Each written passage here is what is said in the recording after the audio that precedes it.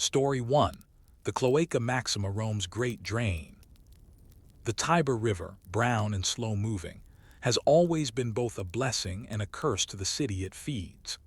In ancient Rome, its waters glimmered under the morning sun as barges carried grain, marble, and amphorae of oil toward the heart of the empire. But as the city grew, the river became a receptacle for everything the people wished to forget: the offal of markets, the refuse of households, the runoff of bathhouses, and the murky overflow of public latrines.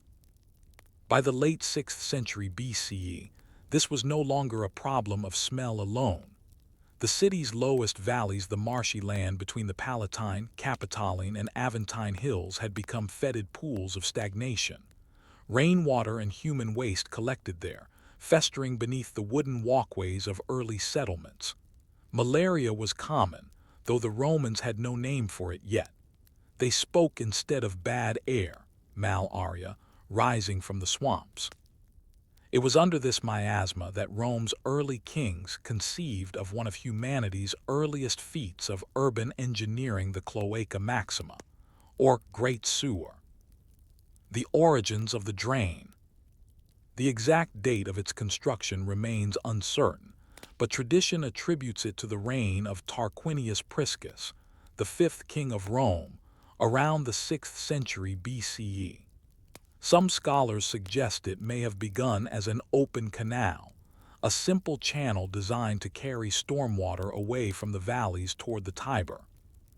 Over time, as the city expanded and monumental architecture began to dominate its skyline, the open ditch was vaulted over, turning the channel into a dark, enclosed artery beneath the city. To imagine its beginnings, you must picture laborers, enslaved Etruscans and Romans alike, standing knee-deep in mud, hewing stone blocks and laying them in careful rows.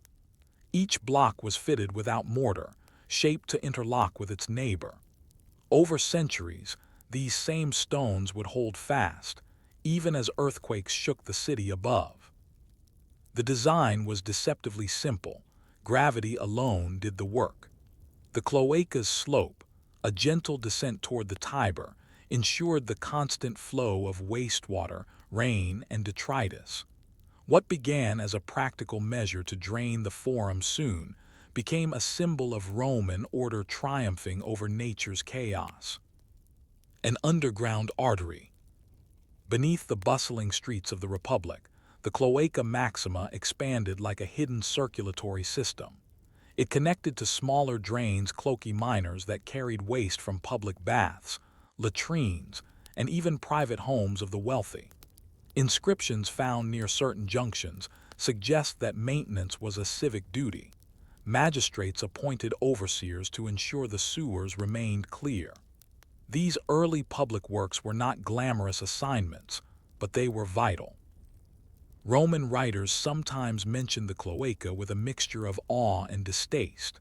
Livy, in his Ob Urb Candida, marveled that the flow of water through the city, both natural and artificial, is contained by such work as if nature herself had planned it.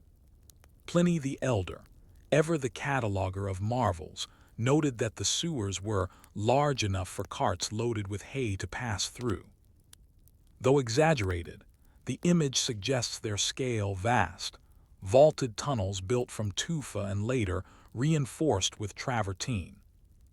By the 1st century BCE, the Cloaca Maxima had become an invisible engine of Roman life.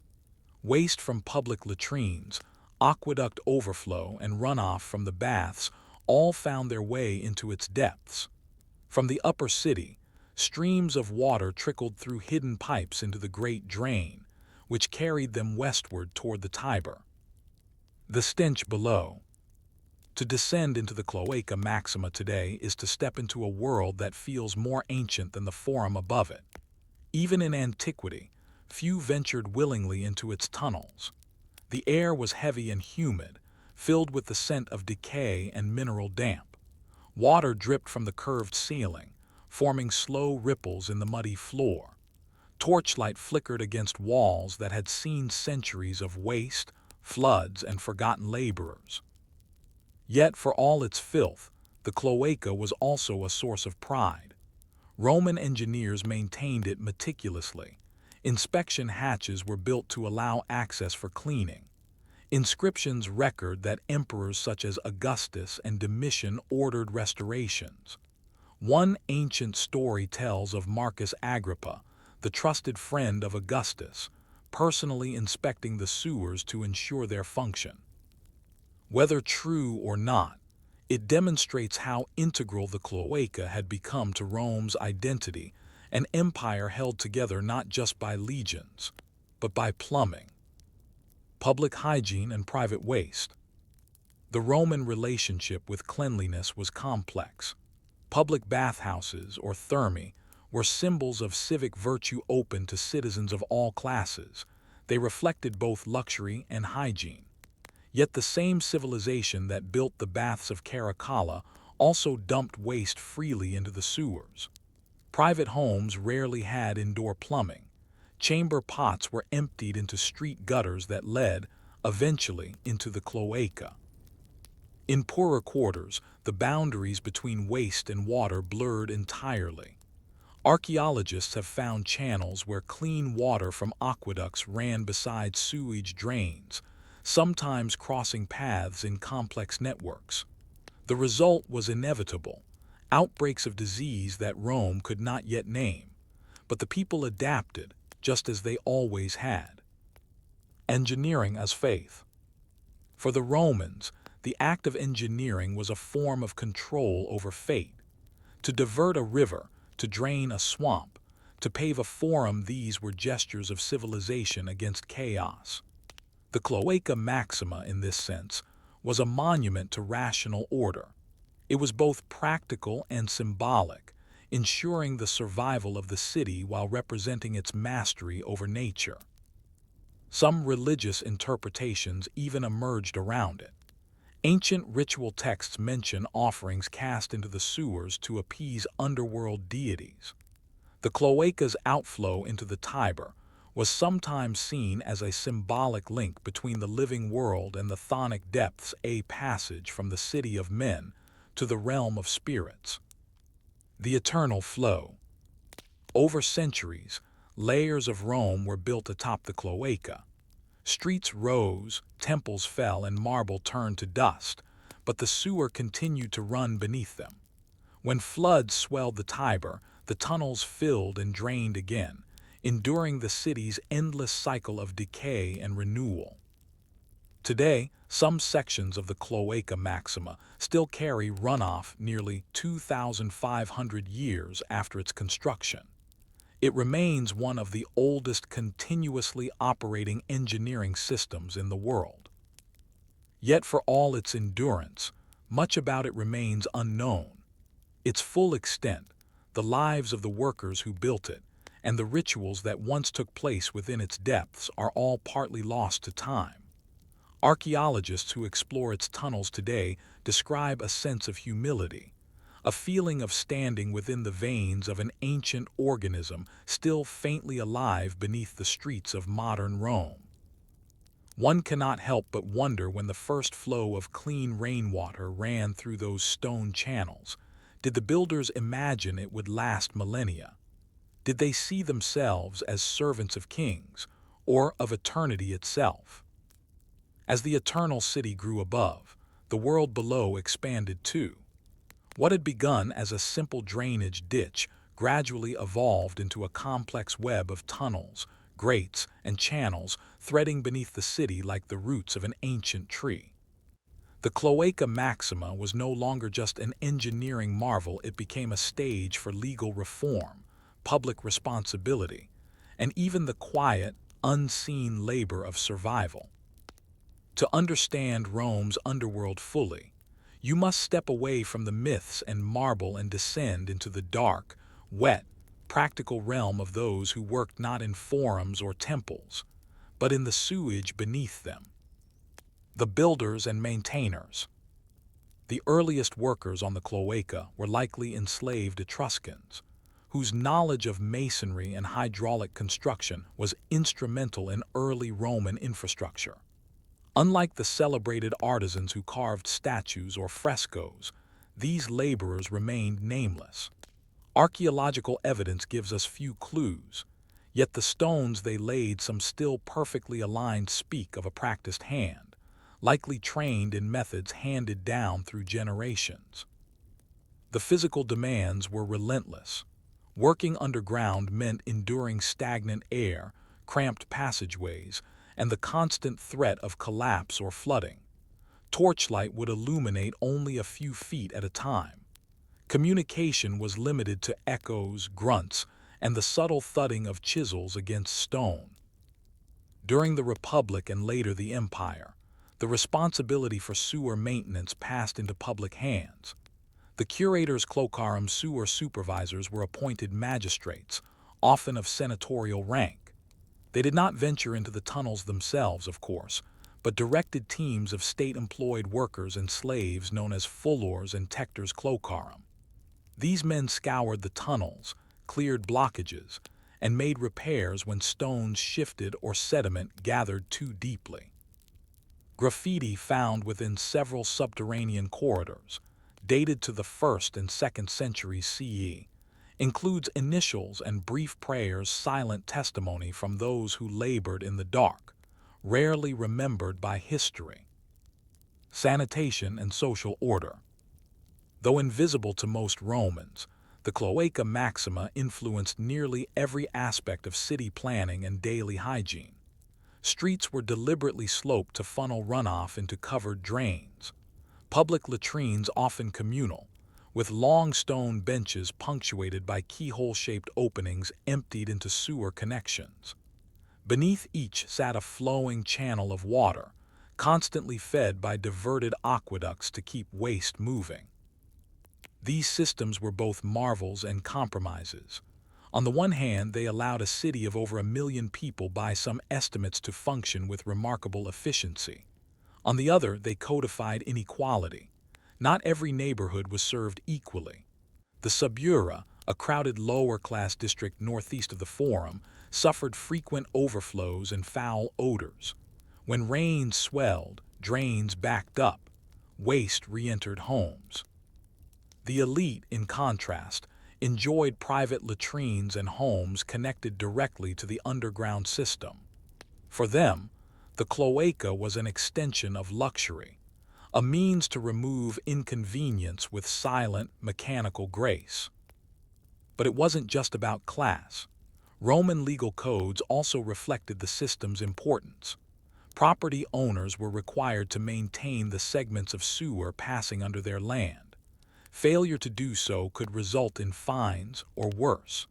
The 12 Tables, Rome's foundational legal texts, included provisions on drainage and water rights, underscoring the connection between civic responsibility and environmental order. Later emperors made sewer inspection part of broader urban policy. Hadrian, the builder emperor, funded several restorations of underground channels and aqueducts. Trajan, always concerned with public works, expanded sewer connections into newer city districts. Each action reinforced a singular belief, that the health of the city rested not in temples but in tunnels. The invisible engine of commerce. The Cloaca Maxima didn't just handle human waste. It also absorbed the refuse of commerce, animal bones from butcher stalls, rotting grain from spoiled shipments, ashes from bakeries, and even discarded amphorae once filled with fish sauce or olive oil. The Forum Boarium, Rome's ancient cattle market, sat directly above part of the sewer system.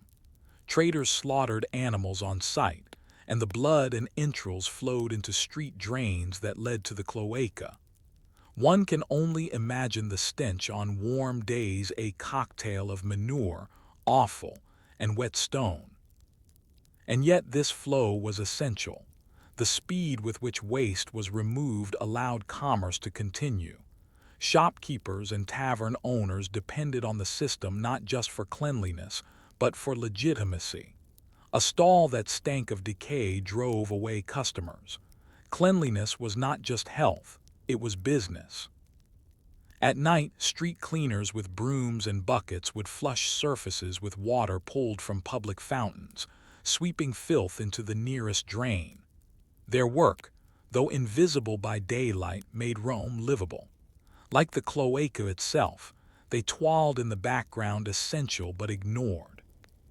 Floods, fires, and failures. Still, the system was not foolproof. The Tiber River, while a lifeline for trade and water, was a constant source of chaos. Heavy rains or seasonal thaws in the Apennines caused the river to overflow, sometimes violently. When the Tiber flooded, the cloaca reversed. Waste surged back into the streets, latrines erupted, bathhouses closed. In such moments, the illusion of control vanished. The stone tunnels, for all their grandeur, could not tame nature's full fury. Historians like Dio Cassius and Suetonius record severe floods during the reigns of Tiberius, Nero, and later Antoninus Pius. In some years, the Forum itself became a shallow lake, requiring temporary evacuation of shops and offices. These disasters also exposed deeper flaws. Fires common in a city built of wood often led to sewer collapses. In narrow alleys, flames could weaken the street above a vaulted tunnel. When the roof fell in, so did carts, animals, or unlucky pedestrians.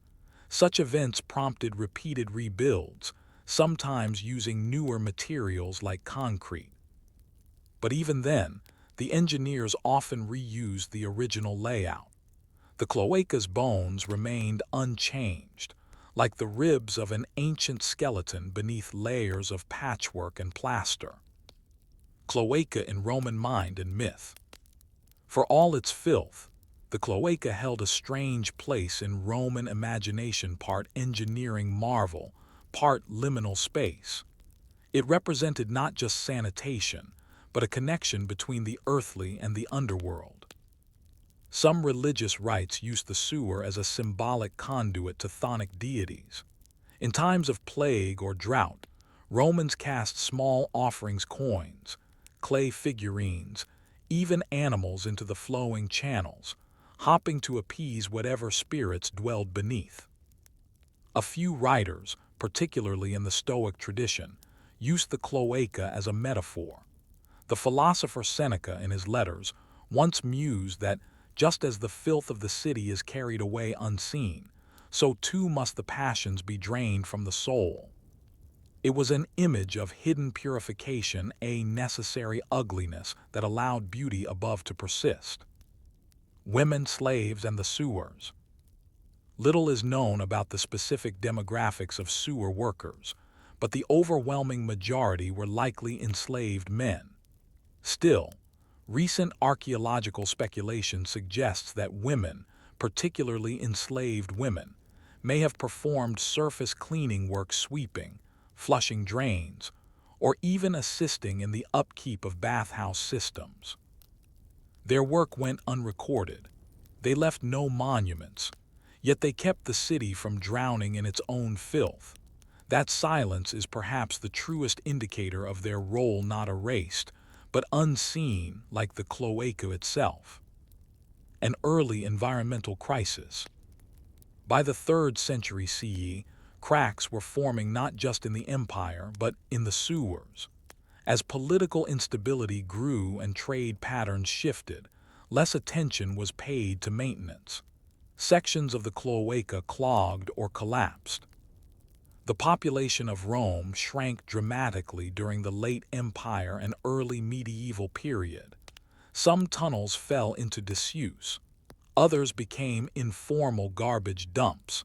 Still others were buried beneath new construction, their entrances forgotten. Yet despite all this, the Cloaca Maxima never truly stopped. Rain still found its way into ancient gutters.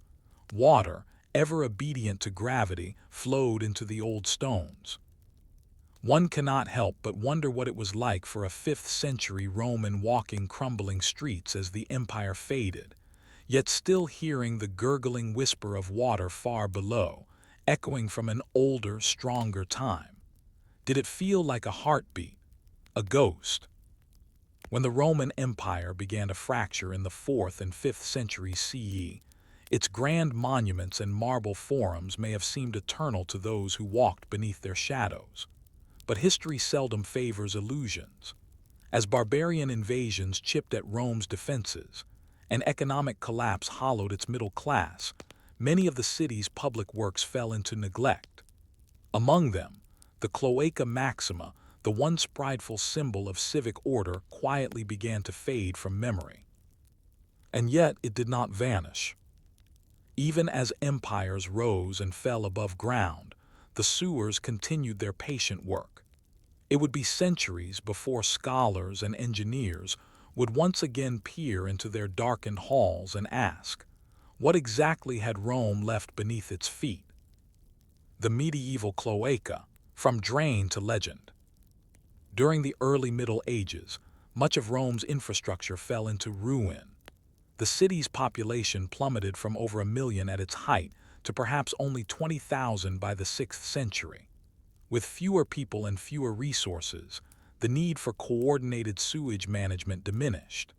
Many sections of the sewer clogged or collapsed altogether, while others, especially near the Forum and Capitoline, were still used to drain rainwater or runoff.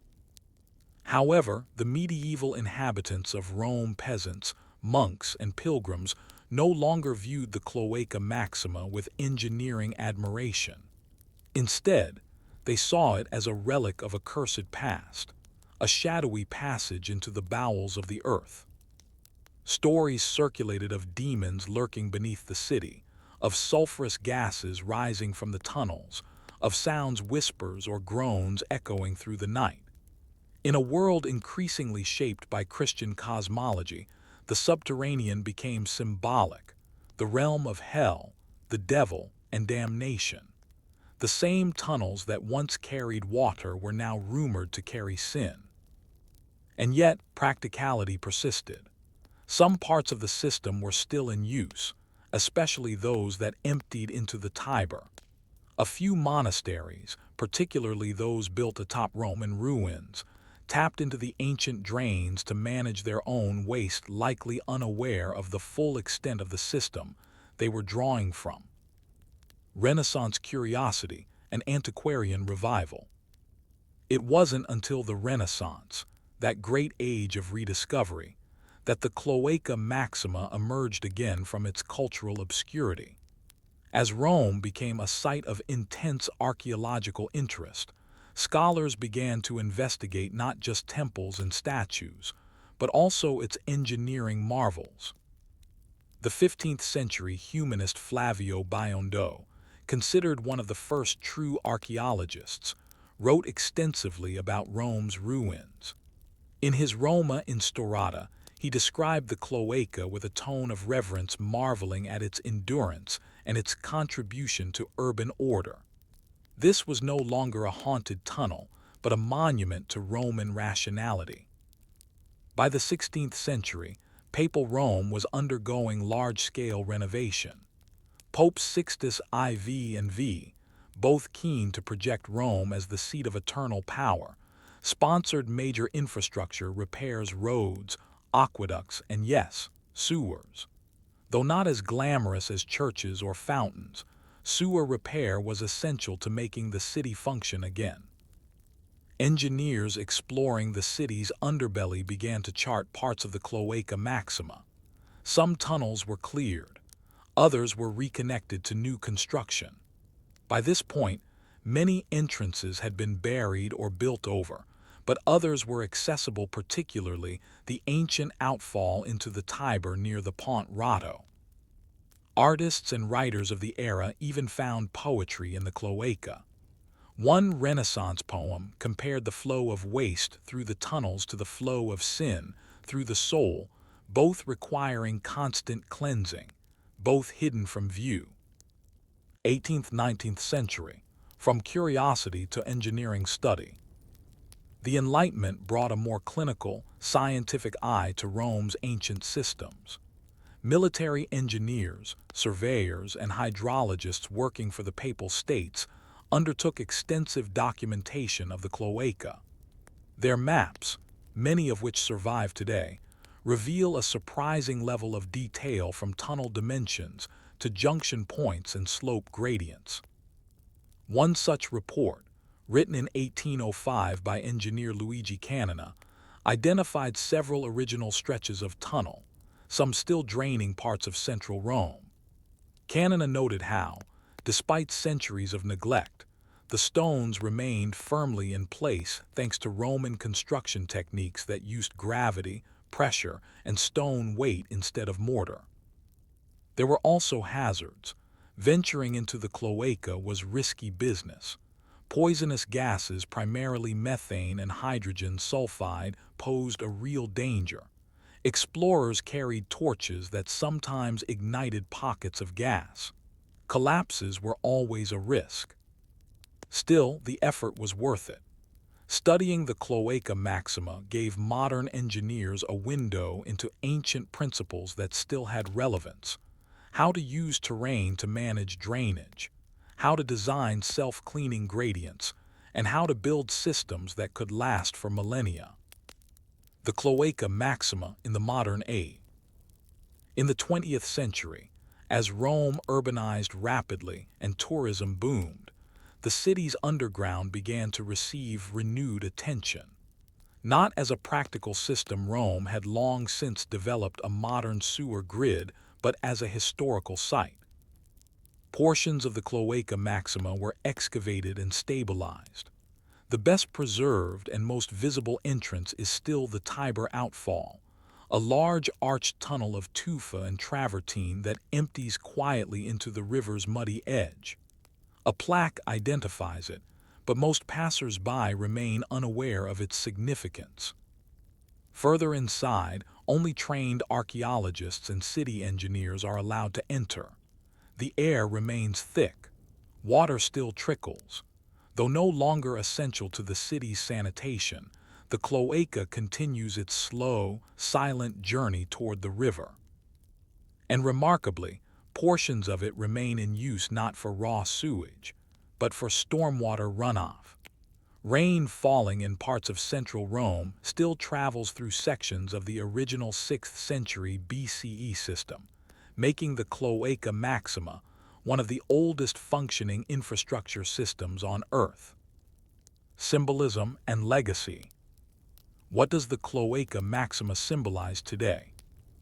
To engineers, it is a testament to endurance, a marvel of early civil planning that modern systems still struggle to match in longevity. To archaeologists, it is a source of quiet revelation, yielding artifacts and insights into how daily Roman life flowed quite literally through channels of stone. To others, it remains a kind of philosophical artifact, a reminder that civilization is not only built on triumph and glory, but also on the mundane, the waste systems, the drainage ditches, the things we choose to hide. It is perhaps no coincidence that the word cloaca in Latin also came to mean cesspool in a figurative sense, a place of moral filth. Roman poets and satirists frequently used it to describe corruption in politics, vice in urban life, or the hidden sins of the elite. And yet, without the literal cloaca, Rome would not have survived. It held the city's filth, yes, but in doing so, it allowed its people to live, to trade, to bathe, to worship. In this way, the Cloaca Maxima did what all great infrastructure must do. It bore the burden of others. Reflections beneath the streets. As you walk the streets of modern Rome past churches, cafes, and the scattered bones of empire, you might pause near the Tiber's edge and hear the quiet sound of water escaping through an ancient tunnel. Few stop to listen. Fewer still know what flows beneath. But it is still there, that first and oldest current, built by hands long gone, seen by kings, emperors, priests, and now pigeons and tourists, a channel not of glory but of necessity. And that perhaps is its final lesson, that history is not only written in battlefields or palaces, but also in the places we forget, the hidden arteries, the mundane mechanisms, and the dark, quiet spaces beneath our feet. Story 2. The Catacombs of Domitilla, Death and Faith Underground. Not far from the bustle of modern Rome, beyond the layered ruins and the faded grandeur of basilicas, lies a silent entrance cut into the earth easy to miss, even on a deliberate walk. A modest archway near the Via del Setcis, surrounded by humble gardens and aged walls, leads down into one of the largest and most haunting subterranean networks in Roman history, the Catacombs of Domitilla. Here, below the surface, lie more than 17 kilometers of winding corridors, carved tombs, and painted chambers. They whisper of lives long past, faith in the shadows, and rituals practiced by early Christians when their religion was still illegal, misunderstood, and feared. This is not a story of cathedrals or emperors. It is a story of quiet resistance, of sacred burials in dark places, and of how, beneath Rome's stone pavements, the dead helped preserve the hope of the living. Origins of the Domitilla Catacombs. The Catacombs of Domitilla date back to the 2nd century CE and are among the oldest Christian burial sites in Rome. They are named after Flavia Domitilla, a noblewoman of imperial lineage niece to Emperor Domitian who, according to Christian tradition, converted to Christianity and was later exiled for her faith. Whether she personally oversaw the establishment of the catacombs is debated, but what is clear is that her estate once encompassed the land beneath which the catacombs grew. Her name endured, not through grandeur, but through the slow, reverent passage of thousands of mourners, descending to bury their dead in sacred darkness. Unlike many other Roman catacombs, the Domitilla complex remained active for centuries, with burials continuing well into the 5th century CE. In total, it is estimated to have held over 150,000 bodies, interred in narrow niches called loculi, in family chambers, and in small, wall-carved tombs. Why underground? To understand why early Christians chose to bury their dead in catacombs, we must look at both practical needs and theological values. In Roman tradition, burials were forbidden within the city walls, so the dead were placed outside along major roads, the Appian Way being a famous example. Monumental tombs lined these roads for the wealthy and powerful, their inscriptions promising eternal memory. But for the early Christian community, often poor, socially marginalized, and frequently persecuted, burial options were limited. Cremation, the Roman norm, did not align with Christian belief in bodily resurrection. The body, in their theology, was not merely a vessel to be discarded, but something sacred to be preserved for the final judgment. So Christians turned to underground cemeteries, carved into the soft tufa rock that lay beneath Rome's surface. These catacombs provided space, secrecy, and symbolism. They became places of mourning, worship, and refuge, a subterranean reflection of a community that lived quietly beneath the notice of the empire. The architecture of silence. To walk through the catacombs of Domitilla is to navigate a labyrinth. Narrow corridors curve and branch unpredictably. Walls are lined with horizontal niches, stacked like shelves, each once containing a body wrapped in cloth, now long decayed. Some are child-sized, others adult. Many are sealed with marble or terracotta slabs, once painted or etched with names, symbols, or prayers. Most are now blank. Unlike modern cemeteries, there is no uniformity.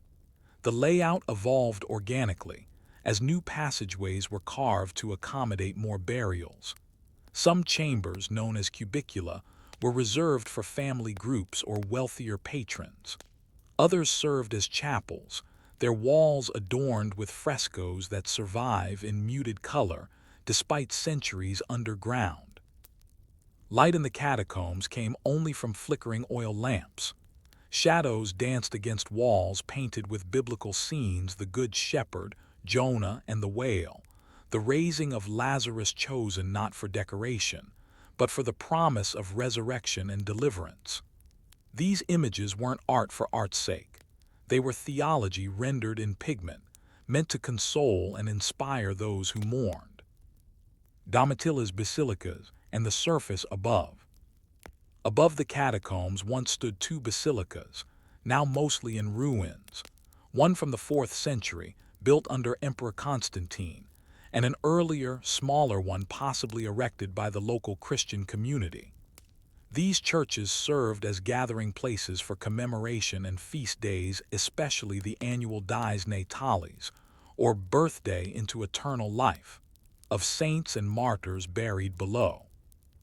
Pilgrims would descend from the churches into the crypts, lighting candles and offering prayers at the tombs of martyrs. Saint Nereus and Achilles, two Roman soldiers who, according to legend, were martyred for converting to Christianity, were buried here and became central figures of veneration. Their presence helped anchor the catacombs as a sacred site well into the medieval period. Over time, however, these surface churches fell into disuse. Earthquakes, invasions, and the passage of centuries turned stone into ruin. Weeds overtook altars. Pilgrims dwindled. By the 9th century, much of the knowledge of Rome's catacombs, including Domitilla, had been forgotten. The rediscovery in the age of excavation. It wasn't until the late 16th century, during the era of Catholic Reformation and renewed interest in Christian antiquity, that systematic efforts to rediscover the catacombs began.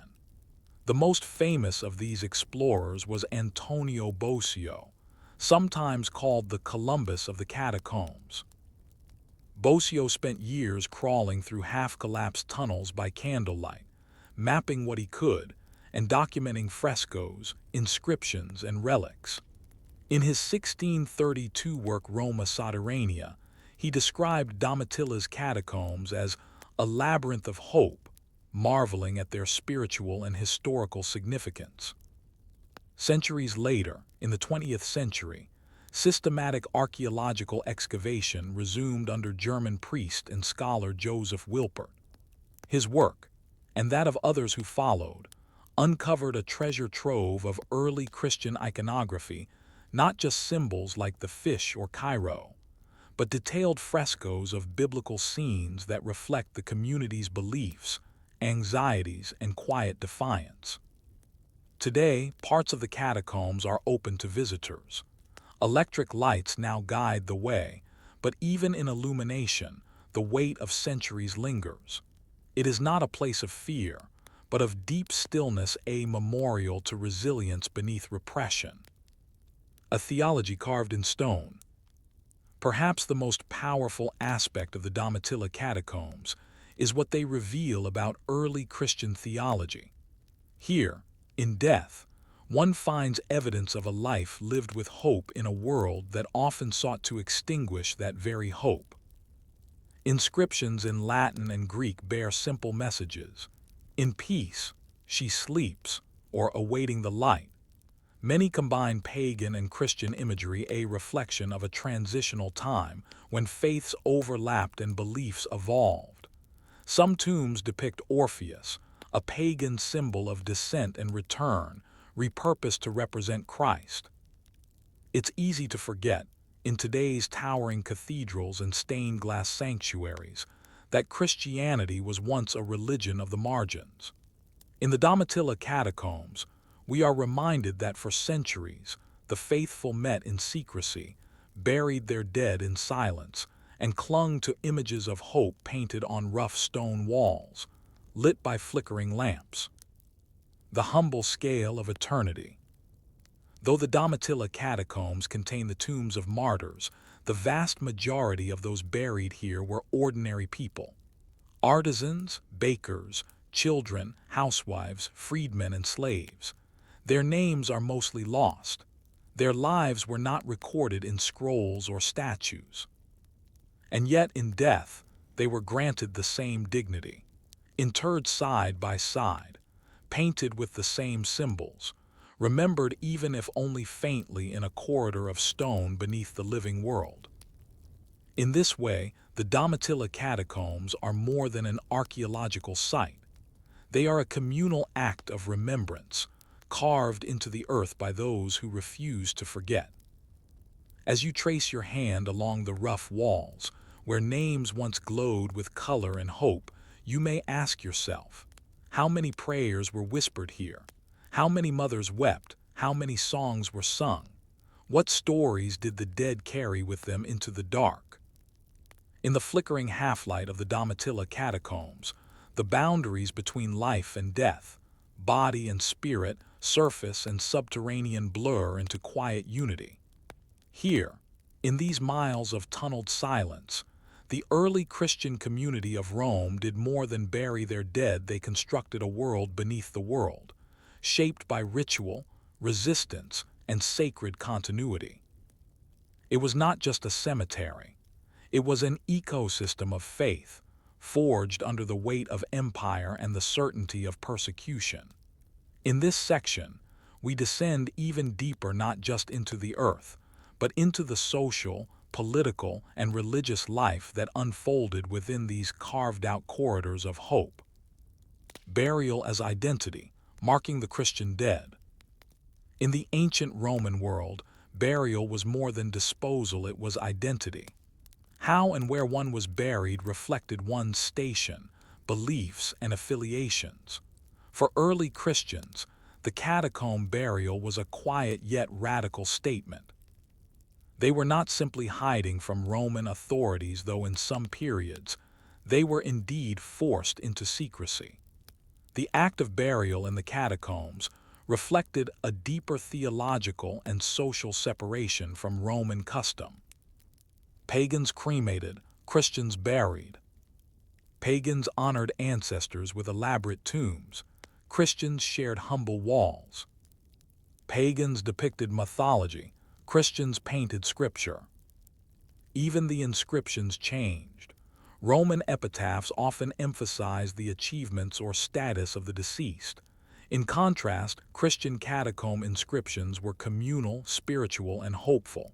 A typical slab might read, "Here rests Marcus, servant of God, in peace." No wealth, no status, just peace. Some inscriptions invoked prayers for the dead, indicating that even in this early period, the idea of intercession and continued spiritual presence after death had taken root. Others bore the simple word depositus, deposited as if the body were a seed, waiting quietly for resurrection. Women in the catacombs, burial, iconography, and authority. While Roman society was firmly patriarchal, the Domitilla catacombs provide subtle, lasting testimony to the roles women played in early Christian life. Several burial chambers, particularly the cubiculum of the veiled woman, depict female figures not only as mourners or saints, but as central actors in sacred ritual. In one particularly well-preserved fresco, a woman in a veiled head covering raises her hands in the orant posture, arms outstretched, palms up, in the position of prayer or intercession.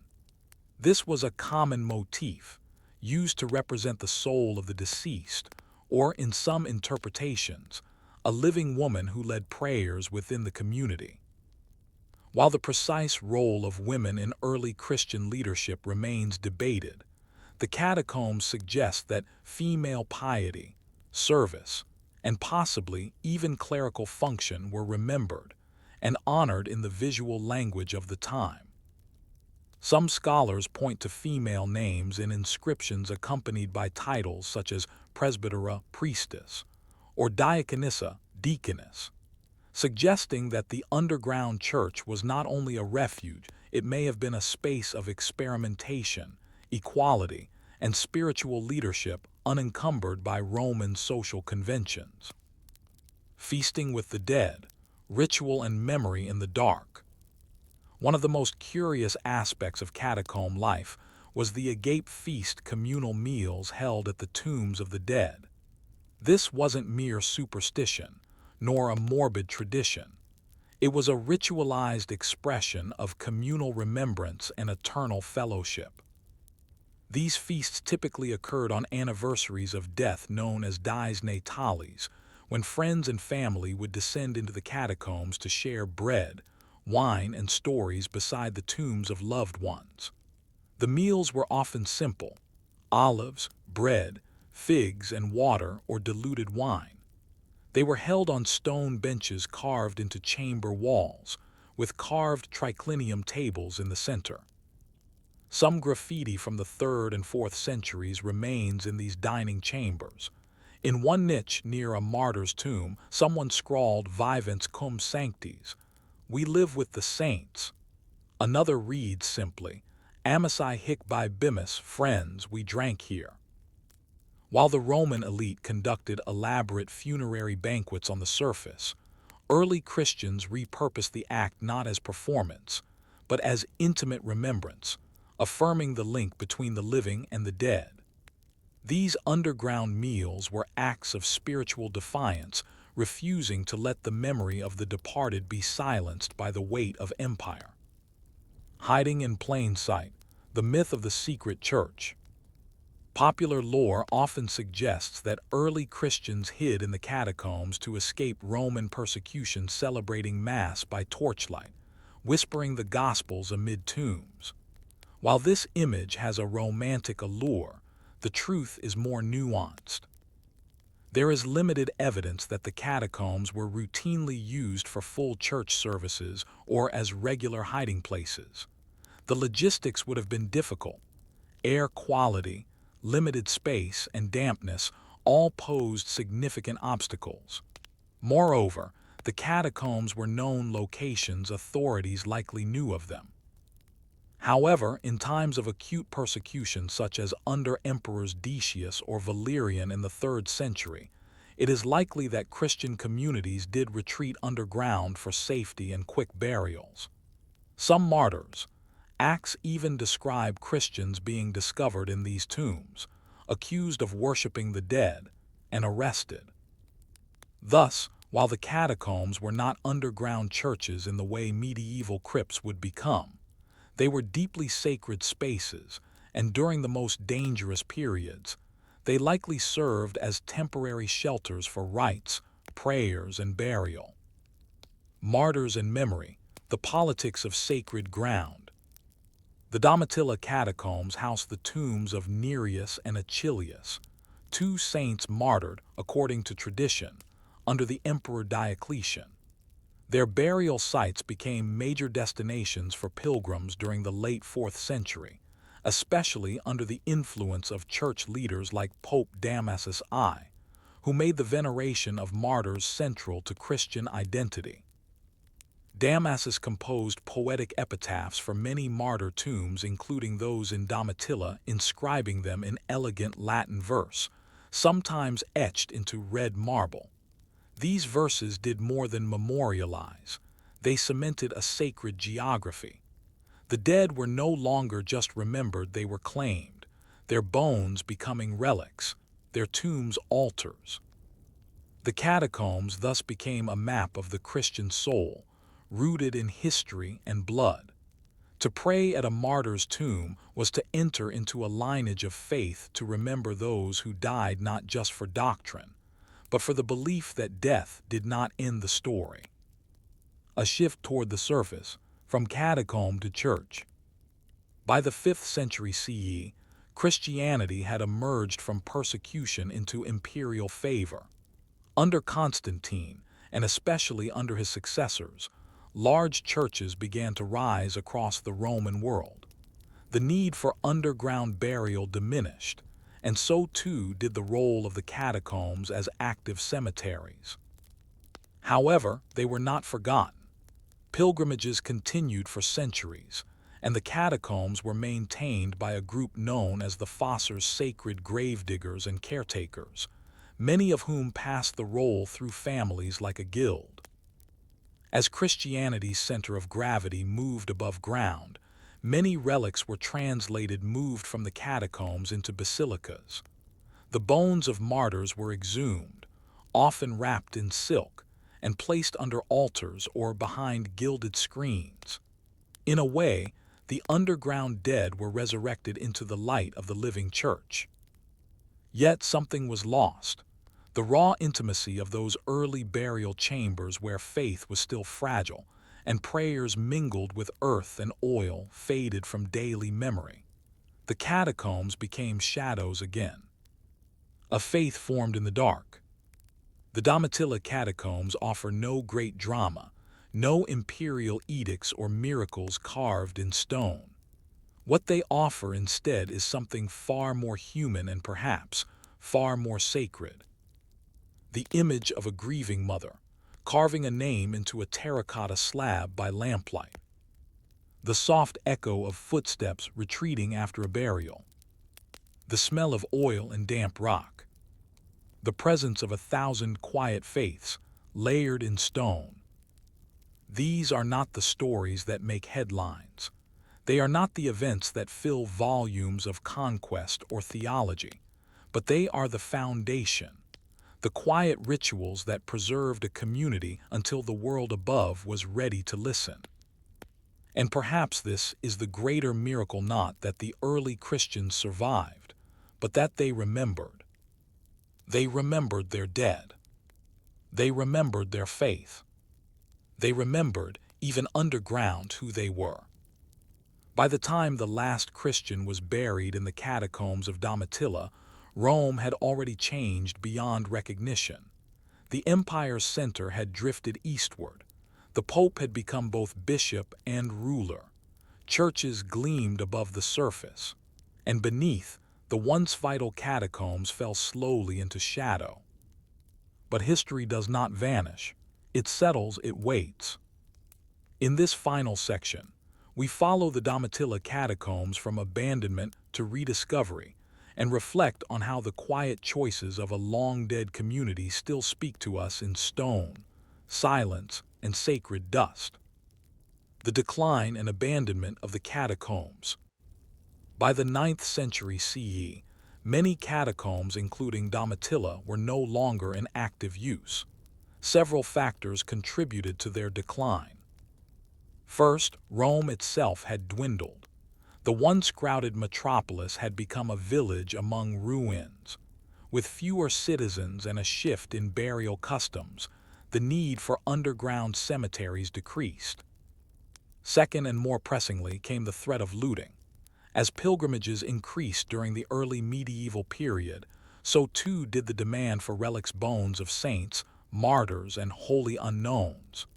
The catacombs became easy targets for opportunists and misguided devotees.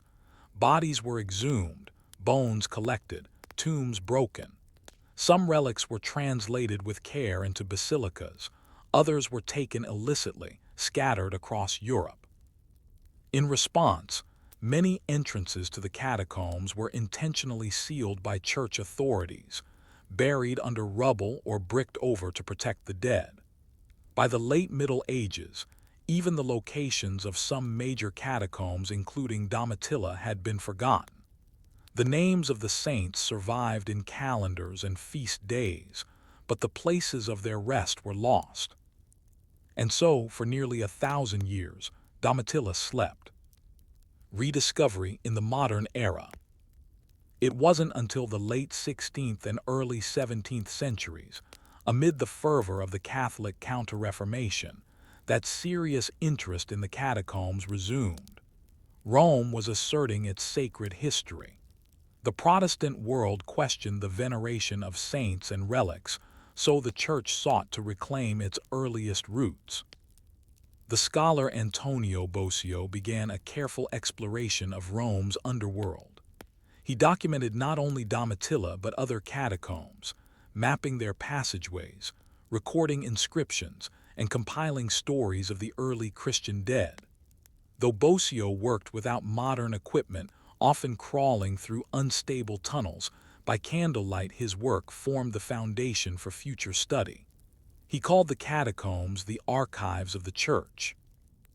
In the 19th and 20th centuries, archaeologists like Giovanni Battista de Rossi and Joseph Wilpert brought modern methods to the work. They uncovered burial chambers long sealed, frescoes buried under centuries of dust, and relics preserved in silence. One of the most significant discoveries in Domitilla was a large underground basilica, over 300 square meters in size, built in the 4th century directly above the tombs of Saints Nereus and Achilles. This basilica, partially subterranean, was the only such early Christian structure still preserved in its original catacomb setting, a rare example of the fusion between surface and underground worship. Preservation and modern challenges. Today, the Domitilla catacombs are among the few still open to the public in Rome. They are administered by the Society of the Divine Word, SVD, an international Catholic missionary congregation. Guided tours offer visitors a glimpse of the frescoes, passageways, and chapels that once formed a sacred network of memory. But preservation is not simple. Humidity, mold, and human traffic threaten the integrity of the catacombs.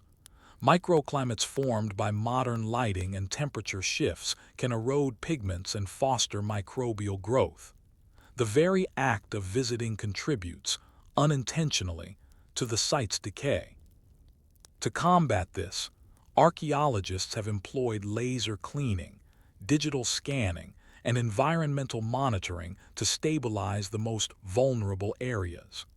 Frescoes have been restored not to their original brightness, but to a dignity that allows them to speak again. Projects such as the Domitilla Catacomb Fresco Digitization Initiative, supported by German and Italian institutions, aim to preserve visual records of fragile art before it is lost to time. Still, large sections of the catacombs remain inaccessible not for secrecy, but for safety. Collapsed corridors, narrow shafts, and unstable stone make exploration dangerous. In many places, ancient air lingers undisturbed, heavy with the dust of centuries. A place of pilgrimage, once again. For many, the Domitilla catacombs are not simply historical, they are sacred. Pilgrims from around the world continue to visit, descending the same paths early Christians once took with funerary torches and wrapped bodies. Mass is occasionally held in the Chapel of the Martyrs, a modern addition near the catacomb entrance, though services underground are rare and heavily regulated to protect the site. Each November on All Souls' Day, the church honors the dead, and in Domitilla, this remembrance feels especially close. The walls, marked by thousands of now empty tombs, speak not only of death, but of connection, a chain of faith linking past and present, surface and subsoil. For some, it is a chance to meditate on the fragility of memory.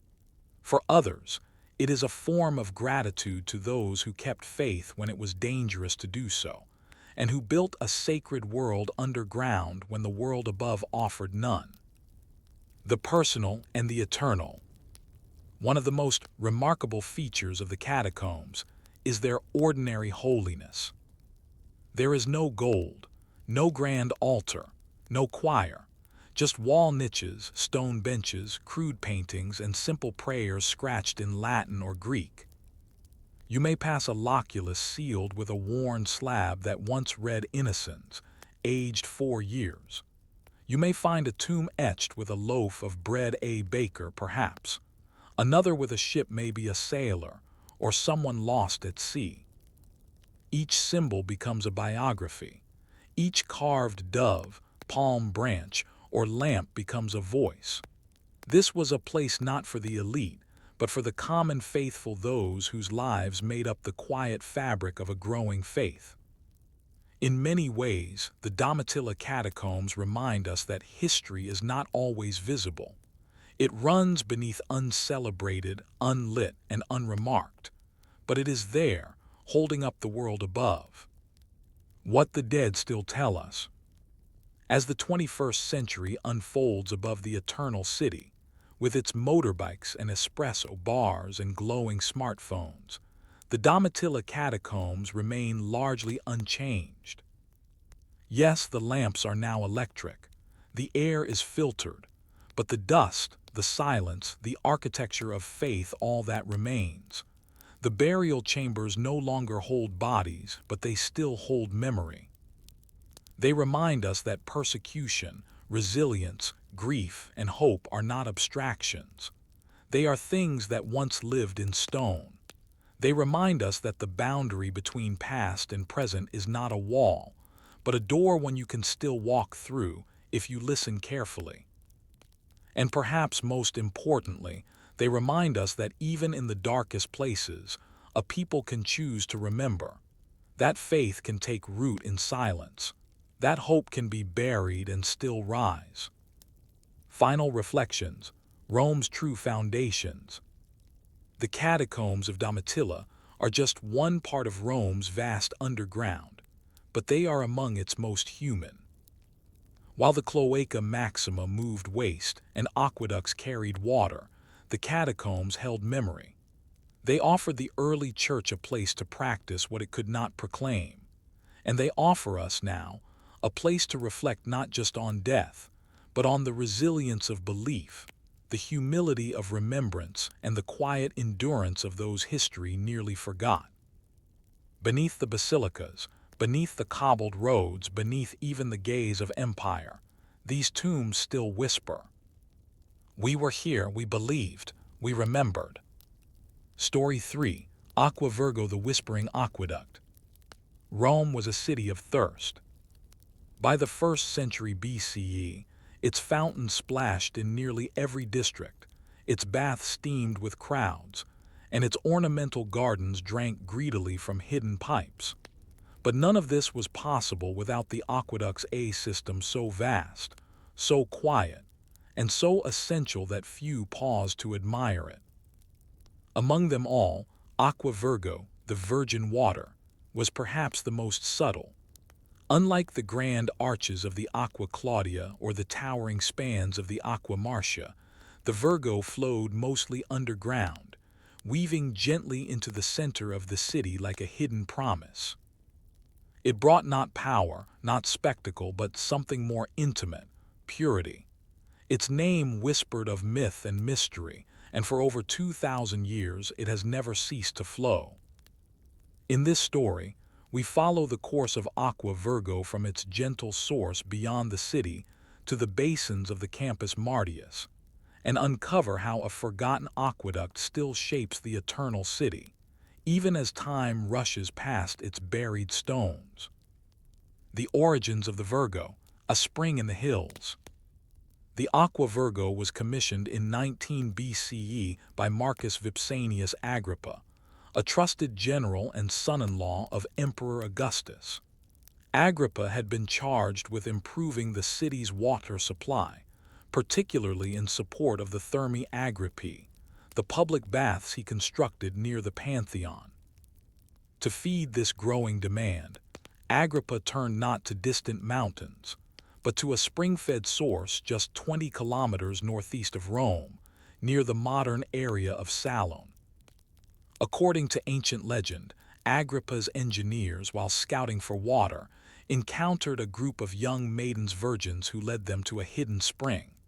Whether or not this story is true, the name endured: Aqua Virgo, the water of the Virgin. The source itself was celebrated for its clarity, low mineral content, and steady flow.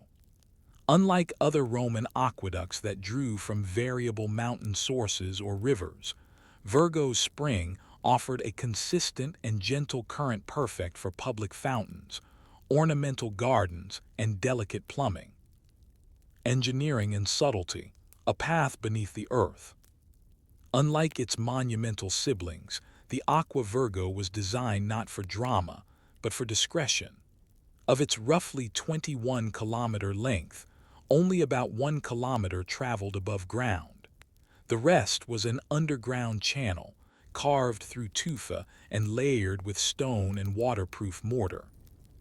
It entered the city near the Pincian Hill, gently descending with a gradient so slight, about 1 meter every 120, that the water flowed almost imperceptibly. Ancient engineers used chorobates, leveling instruments, and plumb lines to maintain this precision. The slightest miscalculation would result in stagnant water, sediment buildup, or collapse. The Virgo entered the campus Martius, an open floodplain and civic center, where it fed not just Agrippa's baths, but also public fountains, gardens, and cisterns. It supplied the Lacus Agrippi, a decorative lake built for both leisure and cooling, and even contributed to the water needs of nearby temples and shrines. Unlike other aqueducts, which required constant oversight due to their exposed nature, the Virgo's underground design protected it from sabotage, weather, and decay. It became one of the most reliable water sources in imperial Rome, a soft-spoken engine of urban life. Water as power, water as peace. In Roman society, water distribution was political. The allocation of aqueduct resources reflected status, priority, and control. Agrippa, as curator aquarum, supervisor of waters, oversaw not just engineering, but also equity, ensuring that water flowed to public uses first: baths, fountains, and cisterns. Private citizens could petition for water, but only with imperial or senatorial permission. This system reflected Rome's idea of public benevolence. A fountain fed by Virgo in a neighborhood was more than convenience, it was a symbol of imperial grace. The water's arrival meant connection to the state, to civilization itself. And yet, Virgo's nature was different. Unlike the thunderous torrents of Aqua Claudia, Virgo flowed gently. It was never used to supply industrial mills or heavy commercial districts. Instead, it nourished spaces of leisure and purity: the baths, the nymphea, the shaded porticos of the campus Martius. In a city filled with noise, the Virgo offered quiet dignity. It was the aqueduct of rest, reflection, and, as its name suggested, renewal. Maintenance and mystery in the depths. Over time, as other aqueducts required increasingly frequent repairs, the Virgo continued its subtle journey beneath the streets. It avoided the valleys prone to flooding. It bypassed the heavy traffic of imperial forums. Instead, it whispered its way through stones, steady, unseen, and resilient. Inspection shafts known as pudae were cut at intervals, allowing workers to enter the channel for maintenance. These shafts also served as pressure relief and ventilation points. Workers known as aquarii would descend with lamps, clearing debris and sealing leaks with lime mortar. Ancient graffiti in some of these shafts reveals names, dates, and even prayers, small testaments to those who maintained the invisible. One shaft, discovered in the 19th century, bore a scratched fish symbol, the early Christian sign of faith, suggesting that the Virgo, like the Catacombs, may have served not just as infrastructure, but as a metaphorical current of resistance, flowing beneath Rome's imperial grandeur. A lasting thread through collapse. Unlike many of Rome's aqueducts, the Aqua Virgo survived the fall of the Western Roman Empire. Its underground design shielded it from the Gothic sieges of the 6th century, which targeted above-ground aqueducts to starve the city of water. While others cracked and crumbled, the Virgo, buried, protected, continued to flow.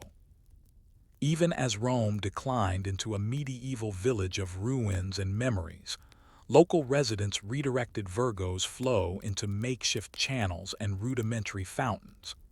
By the 8th and 9th centuries, though knowledge of its original course was mostly forgotten, the water still arrived, a soft relic of imperial precision.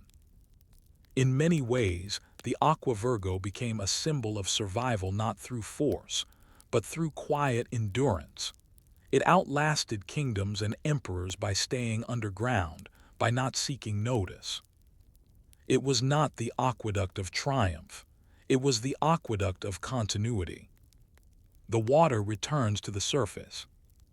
In later centuries, as Rome was reborn during the Renaissance, scholars and architects once again traced Virgo's path. The water was redirected, not to imperial baths, but to fountains sculpted marvels that celebrated not only the past, but the persistence of Roman engineering. And so, in 1570, under Pope Pius V, the Virgo was restored and redirected to feed what is now the most famous fountain in the world, the Fontana di Trevi. Its waters, flowing from the mouths of mythic beasts and sea gods, are still Virgo's waters, the same spring-fed current that flowed beneath Agrippa's feet 2 millennia before. Tourists gather, coins are tossed, wishes made, but few know that the fountain is not magic. It is engineering. It is continuity made liquid. Beneath Rome's marble facades and tourist crowds, the Aqua Virgo still runs clear, quiet, and patient. It has never stopped. And one wonders, what other forgotten systems still flow beneath our feet, not just in Rome, but in the cities we inhabit, silent networks built by hands long gone, still shaping our days without us ever noticing. What else whispers below? To understand the true genius of the Aqua Virgo, one must follow it not as a tourist might from the Fontana di Trevi backward through history, but as a Roman engineer once did. Inch by inch, slope by slope, stone by stone. It is in the details that the Virgo reveals her secrets. This was not an aqueduct designed for spectacle. Its greatness lies in its restraint, its subtle negotiation with gravity, terrain, and time. While Rome often boasts of grandiosity, it is the Virgo that best reflects the discipline and endurance of Roman engineering, thought a quiet marvel that bends the land gently, refusing attention, but never faltering. We descend deeper into the infrastructure of stillness and trace the unseen influence of Virgo not just on the buildings and fountains it fed, but on the rhythm of Roman life itself. Following the flow, the underground path of Virgo. After its source near the Salone Spring, the Virgo begins her measured descent toward the city. Engineers laid her course along the contours of the Roman countryside, tracing natural valleys and carving through layers of soft volcanic tufa when necessary. The Virgo's builders used a channel, typically 0.9 to 1 meter wide, with a vaulted or flat stone ceiling. The interior was lined with a lime-based waterproof cement, known as opus signinum, to prevent leakage and control biofilm growth. Unlike the dramatic arcades of other aqueducts, Virgo preferred the soil's shelter, entering the city largely unnoticed. At various intervals, the aqueduct featured settling basins, piscini limeri, where sediment could settle out before the water reached fountains or baths. These were essential. Even pure spring water carries minerals and debris, which could accumulate over years and block flow. The Virgo entered Rome through the Colles Hortorum, near modern-day Pincian Hill, and snaked her way down into the Campus Martius, feeding public works with quiet regularity. The Campus Martius, a garden of water. In the time of Augustus, the Campus Martius was undergoing a profound transformation. Once a military training ground and floodplain, it was being reimagined as a civic and cultural center, filled with monuments, gardens, baths, and temples. And at the heart of this development flowed the Virgo. Her waters fed the Thermae Agrippae, Rome's first large-scale public bath complex, which offered not just hot and cold pools, but gymnasiums, gardens, and reading rooms. Lacus Agrippae, a vast ornamental lake, used for relaxation, boating, and cooling the summer air in surrounding porticos. Public fountains Nymphea, not merely utilitarian, but sculptural, often shaped like grottos dedicated to water nymphs, surrounded by mosaics and statuary. The Virgo's flow was not torrential, and that was precisely the point. Its gentle volume made it ideal for decorative use, and for baths where water needed to circulate in quiet, not crash in with pressure. Because it fed fountains and open water features, the Virgo helped create microclimates in the urban environment, cooling the hot Roman air and increasing the aesthetic appeal of gathering places. It was both function and ornament. Water allocation, the politics of the pipe. Rome's water system was meticulously organized. Each aqueduct had its own distribution system, casella, where water was divided among public, private, and imperial uses. At these junction points, Virgo's flow was rooted into lead or terracotta pipes, known as fistulae, that carried water to its final destination. In theory, private connections required approval, measured allotments, and often came with a fee or favor owed. But in practice, the wealthy often tapped into public mains illegally, inserting unauthorized fistulae to redirect flow into their villas, gardens, or private baths. Inscriptions from imperial times suggest that water theft was a common issue, so much so that emperors appointed curators aquarum to investigate and prosecute offenders. Yet even amid corruption, the priority of public supply remained largely intact. Water for fountains, baths, and civic spaces had precedence. In this way, the Virgo represented a contract between Rome and its people, a commitment that water, the most essential element, would be shared. It was a civic philosophy, rendered in limestone and mortar. A soundtrack of water, the psychology of flow. Roman urban life was rarely quiet. Carts rattled over paving stones, vendors cried out in markets, construction echoed from every quarter. But beneath this din, water made its own music. Virgo's flow fed not just fountains, but sonic landscapes, courtyards where the gurgle of a spout calmed the heat of the day, baths where the lapping of pool water created an atmosphere of ritual and leisure. Writers like Pliny the Younger and Vitruvius described the use of water in private homes, in atria, in peristyles, in dining rooms where wall fountains murmured behind reclining guests. In each case, Virgo's water, silent beneath the street, gave rise to acoustic calm above. It's easy to overlook this in modern reconstructions.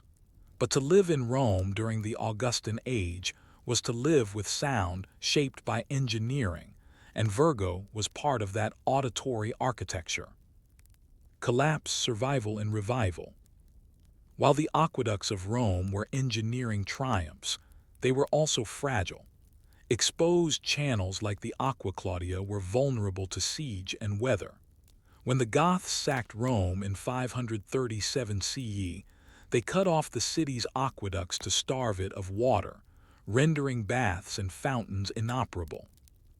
But Virgo, protected beneath the earth, was less vulnerable. Its continued function allowed small-scale urban life to limp along. Even as the city fell into decline, local Romans repurposed the Virgo, redirecting its flow to basic fountains and cisterns. Medieval maps show a confused and broken understanding of Virgo's route, but some channels still worked. The people did not know who built it or when, but they knew this water was good. The Renaissance restoration, Trevi's return. By the 15th century, Rome was beginning to reclaim its heritage. Scholars studied ancient texts, architects uncovered foundations, and engineers, many of them monks and priests, traced ancient aqueduct lines by digging into the soil, brick by brick. In 1570, under Pope Pius V, the Virgo was restored. And in 1573, the aqueduct once again flowed into central Rome. Its terminal fountain was rebuilt multiple times over the centuries, culminating in the Fontana di Trevi, completed in 1762, by architect Nicola Salvi and sculptor Pietro Bracci. Today, Trevi is perhaps the most recognizable image of Rome's aqueduct legacy. Its crashing waters, statues of Oceanus, and piles of coins all trace back to the modest spring outside Rome where the Virgo began. The water is not symbolic, it is real. It flows from that same source, under modern neighborhoods, beneath subway lines and sewer pipes, and into a Baroque basin built atop 2 millennia of silent history. The Aqua Virgo survived not because it was grand, but because it was humble. It sought the shadows. It avoided collapse by bending with the land, rather than conquering it. Perhaps that is the deeper lesson. That endurance often comes not from strength, but from stillness. But what then does it mean when we lose track of the things that quietly sustain us? What else have we forgotten, still flowing just beneath the surface? By the time the Trevi Fountain was completed in the 18th century, the Aqua Virgo had already been flowing beneath Rome for nearly 1,800 years. Empires had risen and collapsed. Armies had marched across the city's stone bones. Popes had replaced emperors. Languages, rituals, even maps had changed. And yet, beneath it all, the water still came the same spring-fed trickle that once filled Agrippa's bathhouses and soothed the skin of senators and servants alike. This final section is not a story of decline, but of resilience. Not of ruins, but of continuity. For in Aqua Virgo, we find something exceedingly rare in human history. An infrastructure that has never ceased to function, and whose original purpose to serve, to nourish, to flow endures today as faithfully as it did under Augustus. Virgo and the modern city, invisible infrastructure. In modern Rome, the Virgo is known as the Aquae Virgin, one of the 11 aqueducts that supply the city today. And while new technologies have long since reshaped how water is distributed, the core principle remains unchanged. A source, a slope, a flow. Today, the Aquae Virgin Nuovo, built in the 1930s, parallels and supplements the ancient route. But parts of the original Roman Virgo are still in use not as museum pieces, but as active infrastructure. Engineers from ACEA, Rome's municipal water company, conduct periodic inspections. Some sections have been reinforced with modern concrete, others still rely on original Roman opus signinum linings. In areas like the Pincian Hill, ancient channels sit beside modern ones, their waters mingling, indistinguishable. And while the Virgo no longer supplies full-scale baths or ornamental lakes, it continues to feed. The Trevi Fountain, whose waters are continuously filtered and recirculated, but still sourced from the Virgo. Smaller Renaissance and Baroque fountains, scattered across Rome's piazzas, where children play and pigeons gather. Hidden reservoirs and basins, maintaining water pressure and backup systems throughout the historic center. Few know, fewer still notice, but beneath the cafes, traffic, and selfies, the water whispers on. The ritual of the coin, Trevi's living myth. In the age of empire, Rome's aqueducts were symbols of control. In the age of tourism, they have become symbols of longing. The Trevi Fountain, Virgo's modern face, is not merely a fountain, it is a ritual site. Every day, thousands of visitors toss coins over their shoulders into its water, enacting a centuries-old tradition. Throw 1 coin and you will return to Rome. 2 and you'll find love. 3 and you'll marry. This ritual, popularized by 20th century cinema, has little basis in antiquity, and yet it resonates. The idea that a humble gesture, paired with moving water, can bind us to a place, to a future, to a hope, feels timeless.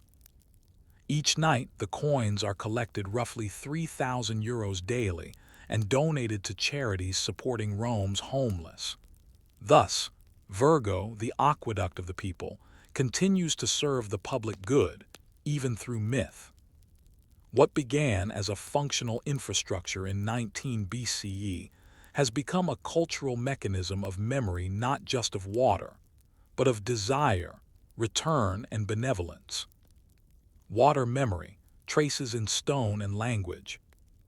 Though invisible, Virgo has left her mark not just in plumbing and fountains, but in the language and structure of the city.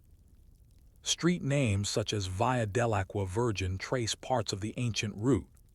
Beneath the Spanish Steps, modern excavations uncovered sections of Virgo's distribution basins. In underground museums, preserved inspection shafts and pipes offer visitors a glimpse of the city's hidden veins. Scholars continue to study Virgo's technical sophistication. Its gradient less than 0.1% is so precise that modern engineers marvel at how Roman surveyors maintained it without lasers or GPS. Its materials, layered for flexibility and waterproofing, still resist erosion. But more than that, Virgo has shaped urban behavior. Where water once flowed, life followed markets, workshops, shrines, and homes.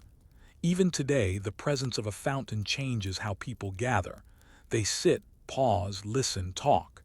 In this way, Virgo is not just hydrological, it is social architecture.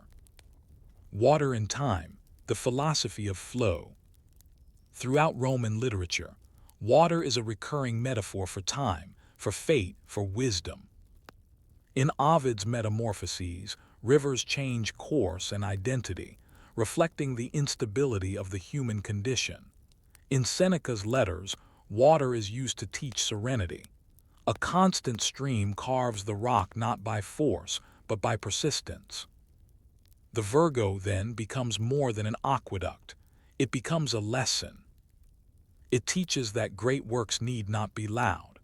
That function can outlast glory. That the quiet labor of measurement and maintenance, the work no one sees, is what truly endures. When the Colosseum was a ruin and the Senate silent, Virgo still carried water to Rome. Echoes in other cities, Rome's quiet legacy. Rome exported aqueducts as it did laws and roads.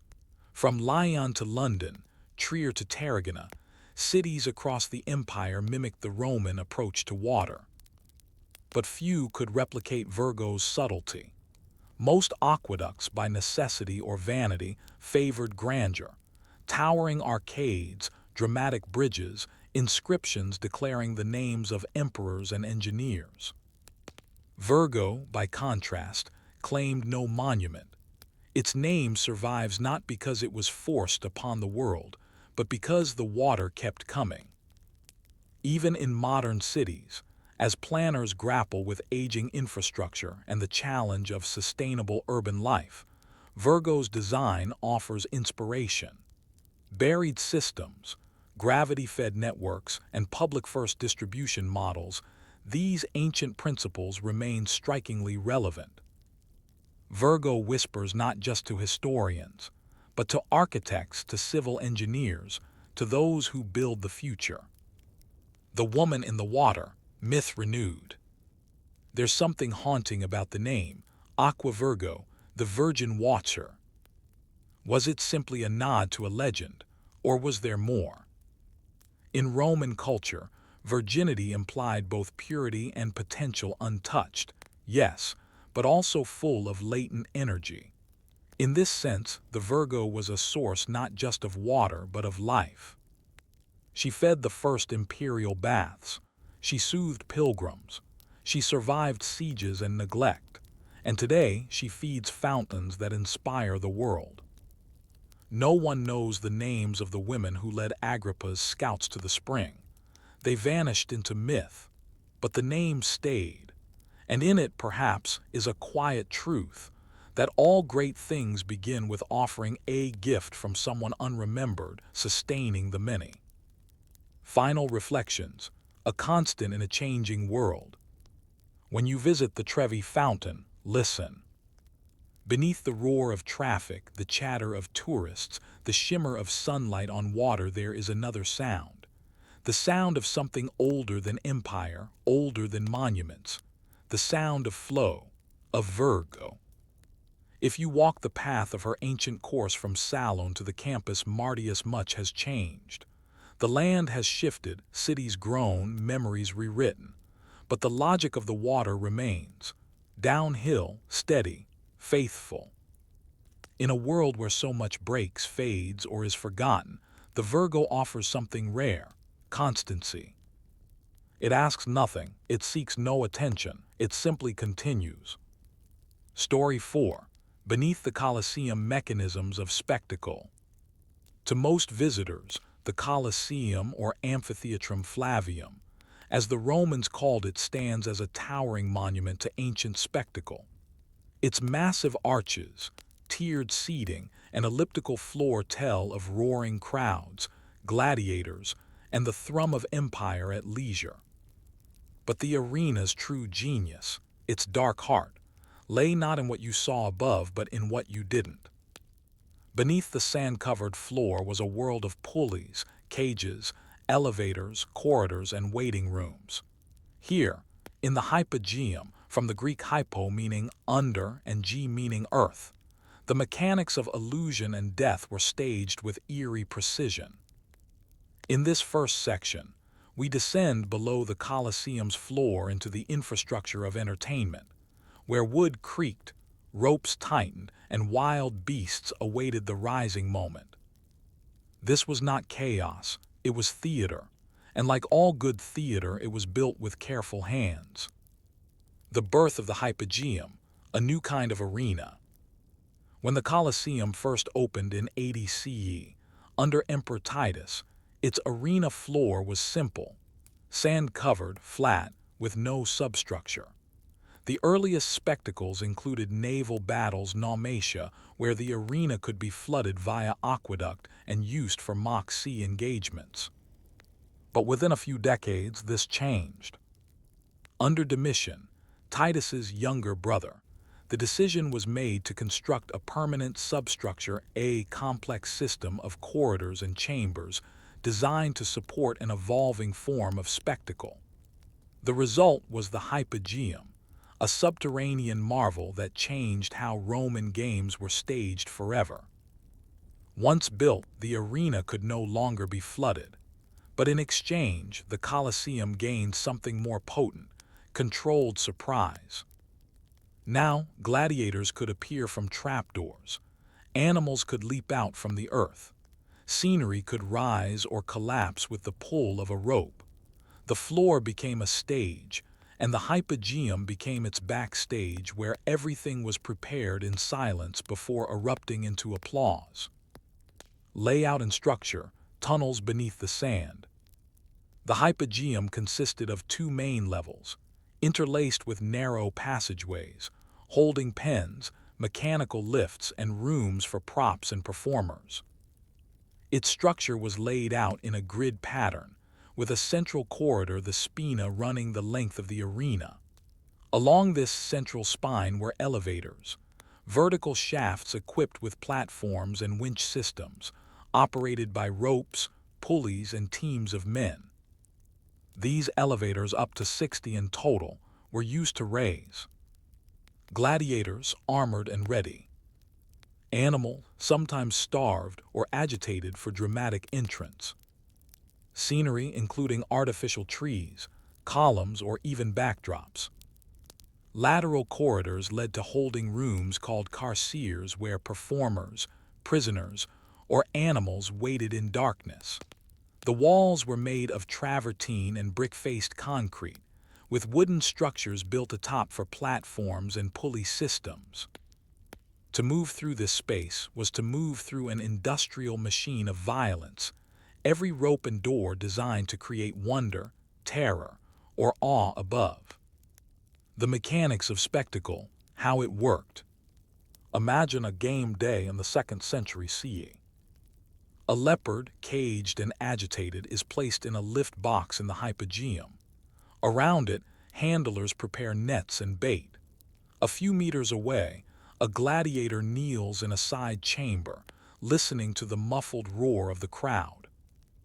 At a signal, perhaps the blowing of a horn, teams of slaves begin to crank a wooden capstan, slowly lifting the platform through a vertical shaft. Above, in the arena, a trapdoor opens. The leopard bursts forth, blinking at the sunlight into the sand. The crowd erupts. Moments later, from another door, the gladiator emerges. What unfolds is not spontaneous but rehearsed chaos. The timing is precise. The elevators are synchronized. Every door opens to reveal a calculated surprise. Scholars believe that many of the mechanisms relied on counterweights and spring-loaded devices. Recent reconstructions have demonstrated that a well-trained crew could lift a 600-pound platform carrying a lion, for example, in under 15 seconds. The sheer coordination required was astonishing. Dozens of events could be underway simultaneously. Beneath it all, hundreds of workers labored in dim corridors, their hands bloodied, their names unknown. Animal hunts and the illusion of nature. One of the most popular events in the Colosseum was the venatio, or wild animal hunt. These were not true hunts but staged performances, often involving exotic beasts from the edges of the empire. Lions from Numidia, elephants from Africa, bears from the Alps, crocodiles from Egypt. The hypogeum was essential to this performance. Animals were held in underground cages, often kept in darkness to disorient them before release. When the moment came, they were elevated rapidly to the arena floor, where fake rocks, trees, and terrain had been raised moments before. The result, a fabricated wilderness sprung from the earth. The purpose was not realism, but emotional manipulation. The audience marveled at the empire's reach at beasts they'd never seen, appearing from beneath their seats, tamed by Roman might. It was theater as ideology. Rome's power, made visible in the arena, managed by the mechanisms of the hypogeum. Sound and smell, the forgotten senses of the hypogeum. While sight dominates modern discussion of the Colosseum, the hypogeum would have been a sensory assault. The sound, chains rattling, animals roaring, doors slamming, winches creaking. The murmured instructions of stagehands, shouted commands of overseers. The smell, blood, sweat, animal musk, burning torches, damp stone. Ventilation was poor. The air was thick. The temperature, warm and humid, especially in summer.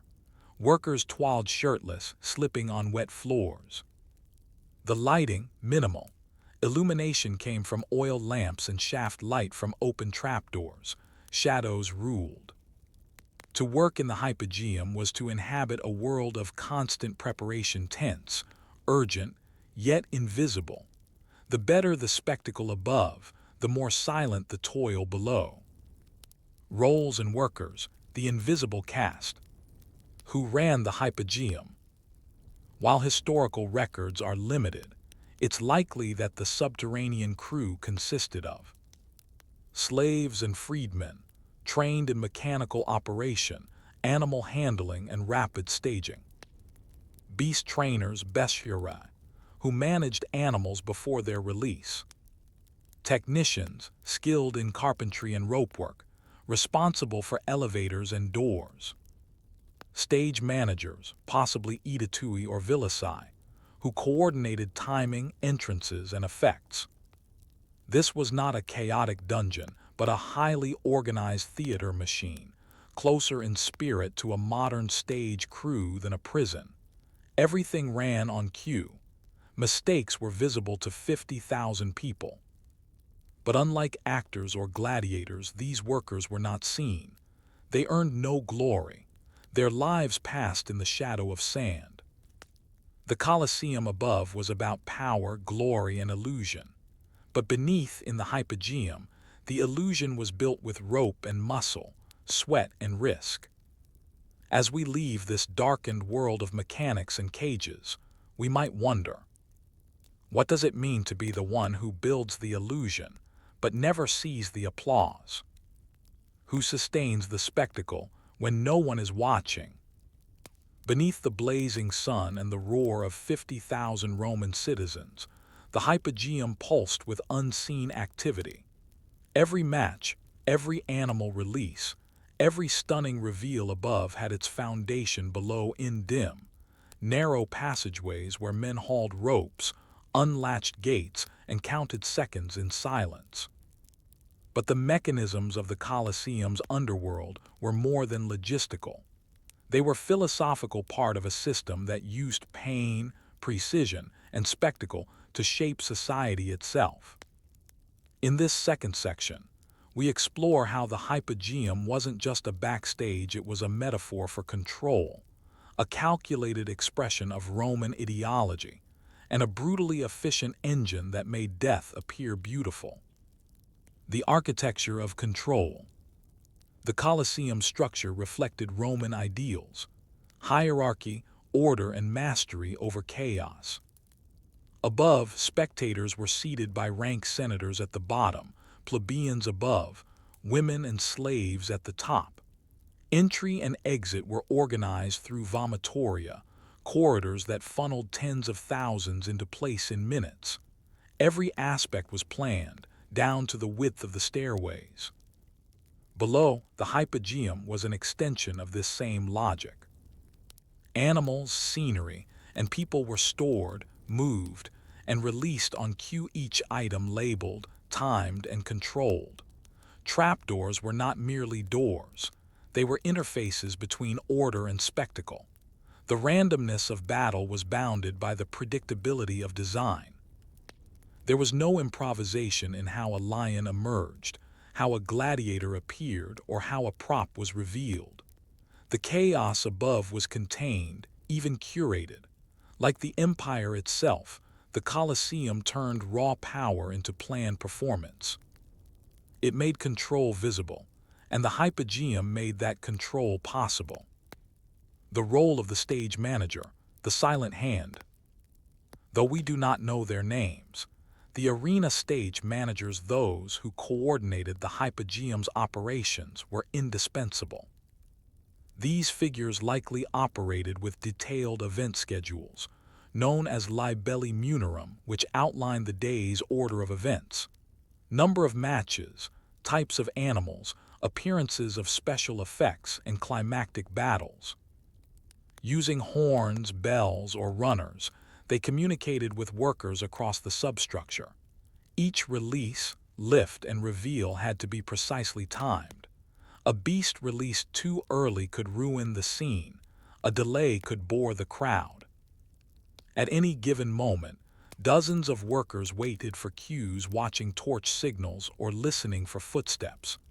Elevators had to rise smoothly, doors had to open on time, and animals had to emerge in the right place. This invisible choreography required not just technical skill, but leadership. The stage manager's role was one of tension, commanding a world where failure meant death, and success meant no one ever noticed you. Gladiators in the hypogeum, waiting in the wings. Though they fought in full view, gladiators spent much of their time beneath the arena, in the hypogeum's holding rooms. These were not dungeons. Most gladiators were highly trained and well-fed, residing in ludi training schools outside the arena. On event days, they were brought through underground tunnels or service entrances and kept in preparation chambers, likely seated or reclining, awaiting their assigned bouts. In this subterranean world, they oiled their bodies, adjusted their armor, received final instructions or orders, waited sometimes for hours listening to the games unfold above.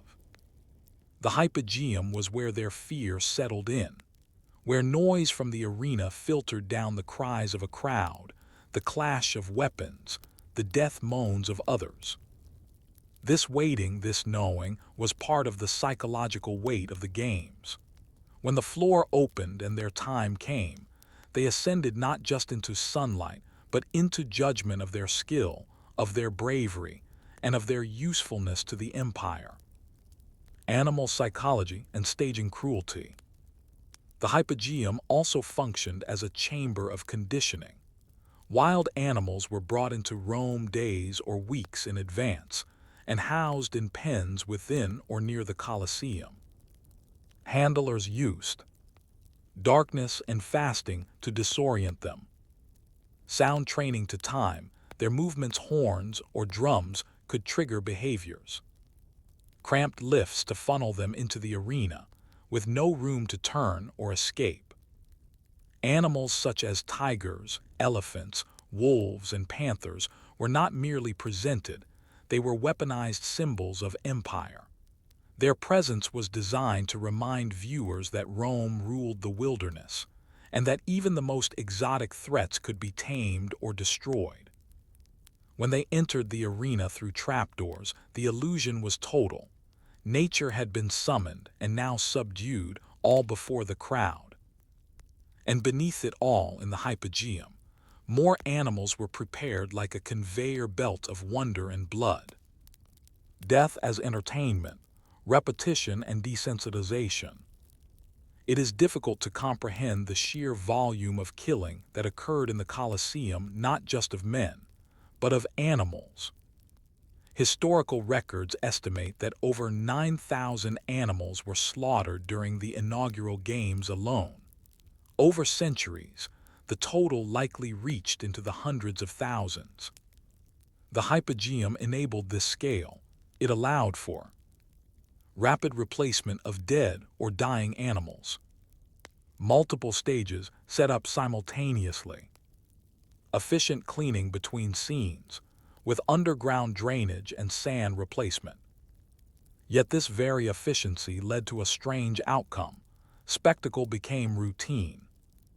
For many Romans, attending the games was less about the uniqueness of each act and more about participating in the cycle. The hypogeum's machinery helped turn death into repetition. The lion emerges, the man dies, the crowd cheers, the sand is raked. Repeat. This desensitization was not accidental. The empire wanted citizens comfortable with violence, impressed by control, and distracted by endless variation within familiar formats. In a way, the hypogeum was the prototype of mass media, producing repeatable drama for the consumption of the many. Failures and accidents, when the machine faltered. No system is perfect.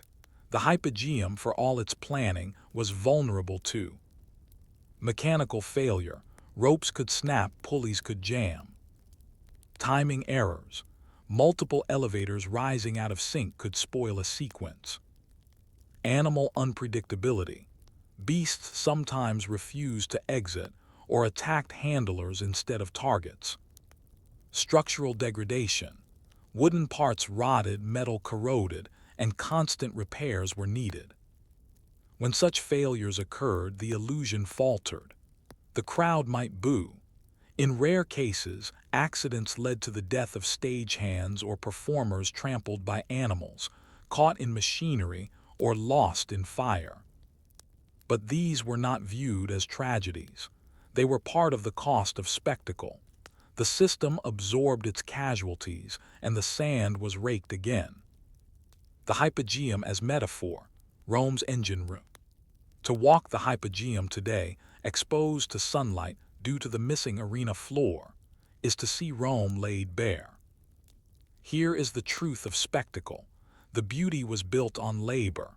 The performance was staged by the unknown.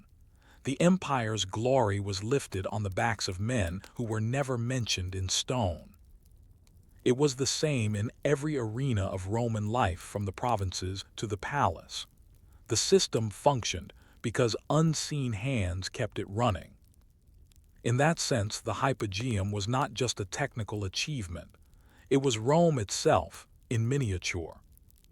The crowd cheered the gladiator.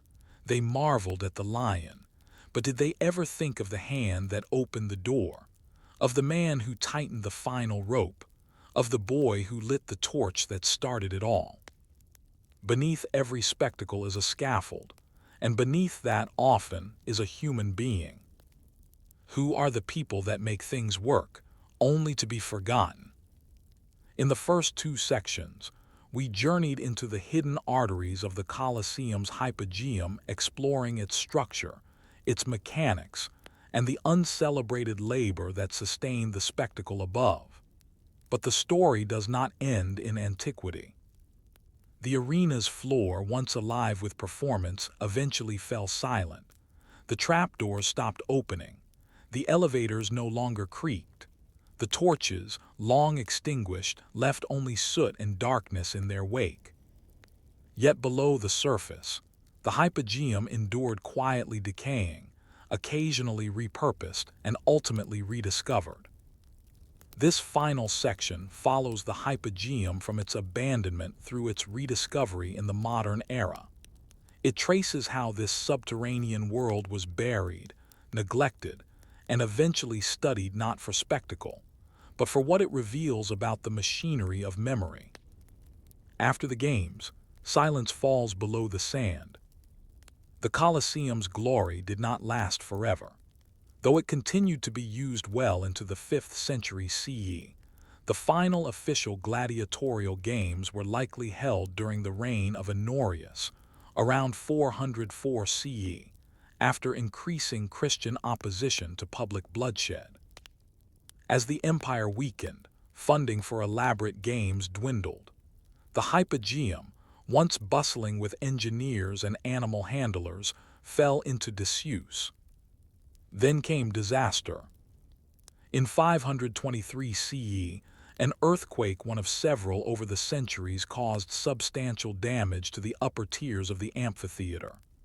As Rome's population declined, the Colosseum became a quarry, a shelter, and eventually a ruin. The hypogeum was forgotten. Over time, debris and soil filled the subterranean corridors. Plants took root. The once polished tunnels became nothing more than dark hollows beneath crumbling stone. By the Middle Ages, the structure was known more as a curiosity than a stage.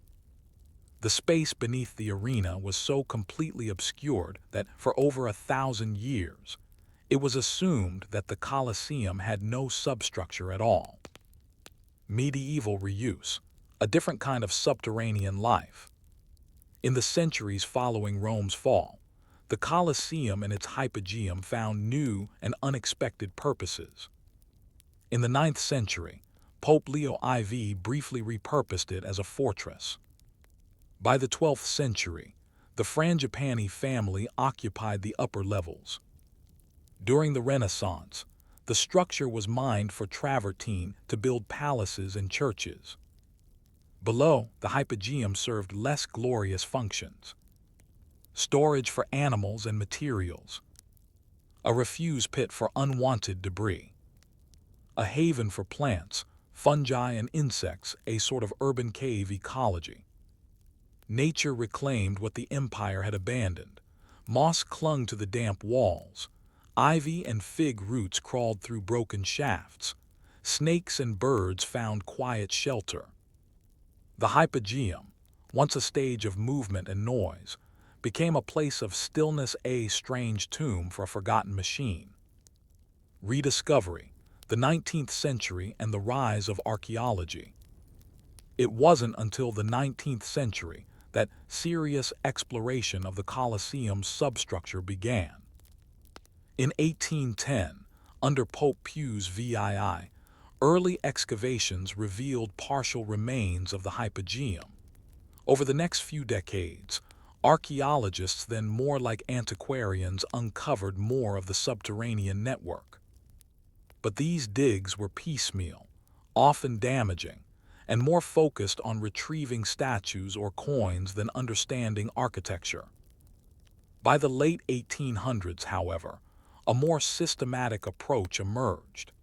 Engineers and historians began to recognize the significance of the hypogeum as an engineering marvel, not merely a basement, but a designed space of logistics and illusion.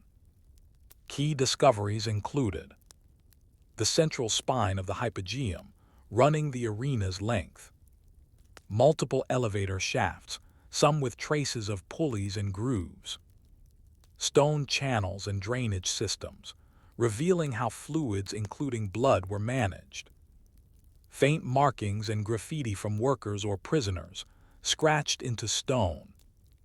For the first time in over a millennium, the machine beneath the Colosseum was understood as a system, not a ruin. Modern reconstructions and public access. By the late 20th and early 21st centuries, advanced techniques including laser scanning, 3D modeling, and photogrammetry allowed researchers to recreate the hypogeum structure digitally. In 2010, a major restoration opened parts of the hypogeum to the public for the first time. Tourists could now descend staircases and walk through the once hidden passageways. They could see the remains of elevator platforms and wooden supports, stone grooves where sliding doors once operated, holding cells for animals and humans alike. And yet what struck many visitors most was the quiet.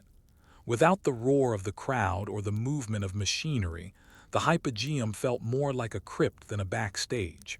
Dust hung in shafts of sunlight. The air smelled of age and stone. It was as if the ghosts of mechanics and gladiators still waited in silence, preparing for cues that would never come. The hypogeum today, memory made mechanical. Today, the hypogeum is part of Rome's broader conversation about what to remember and how. It stands as a monument to engineering, a testament to Roman ingenuity and precision, a reminder of labor, the hands that made spectacle possible without recognition, a study in systemic violence, how death was organized, cleaned, and repeated, a metaphor for invisible effort, the idea that what dazzles us often rests on unseen, uncelebrated work.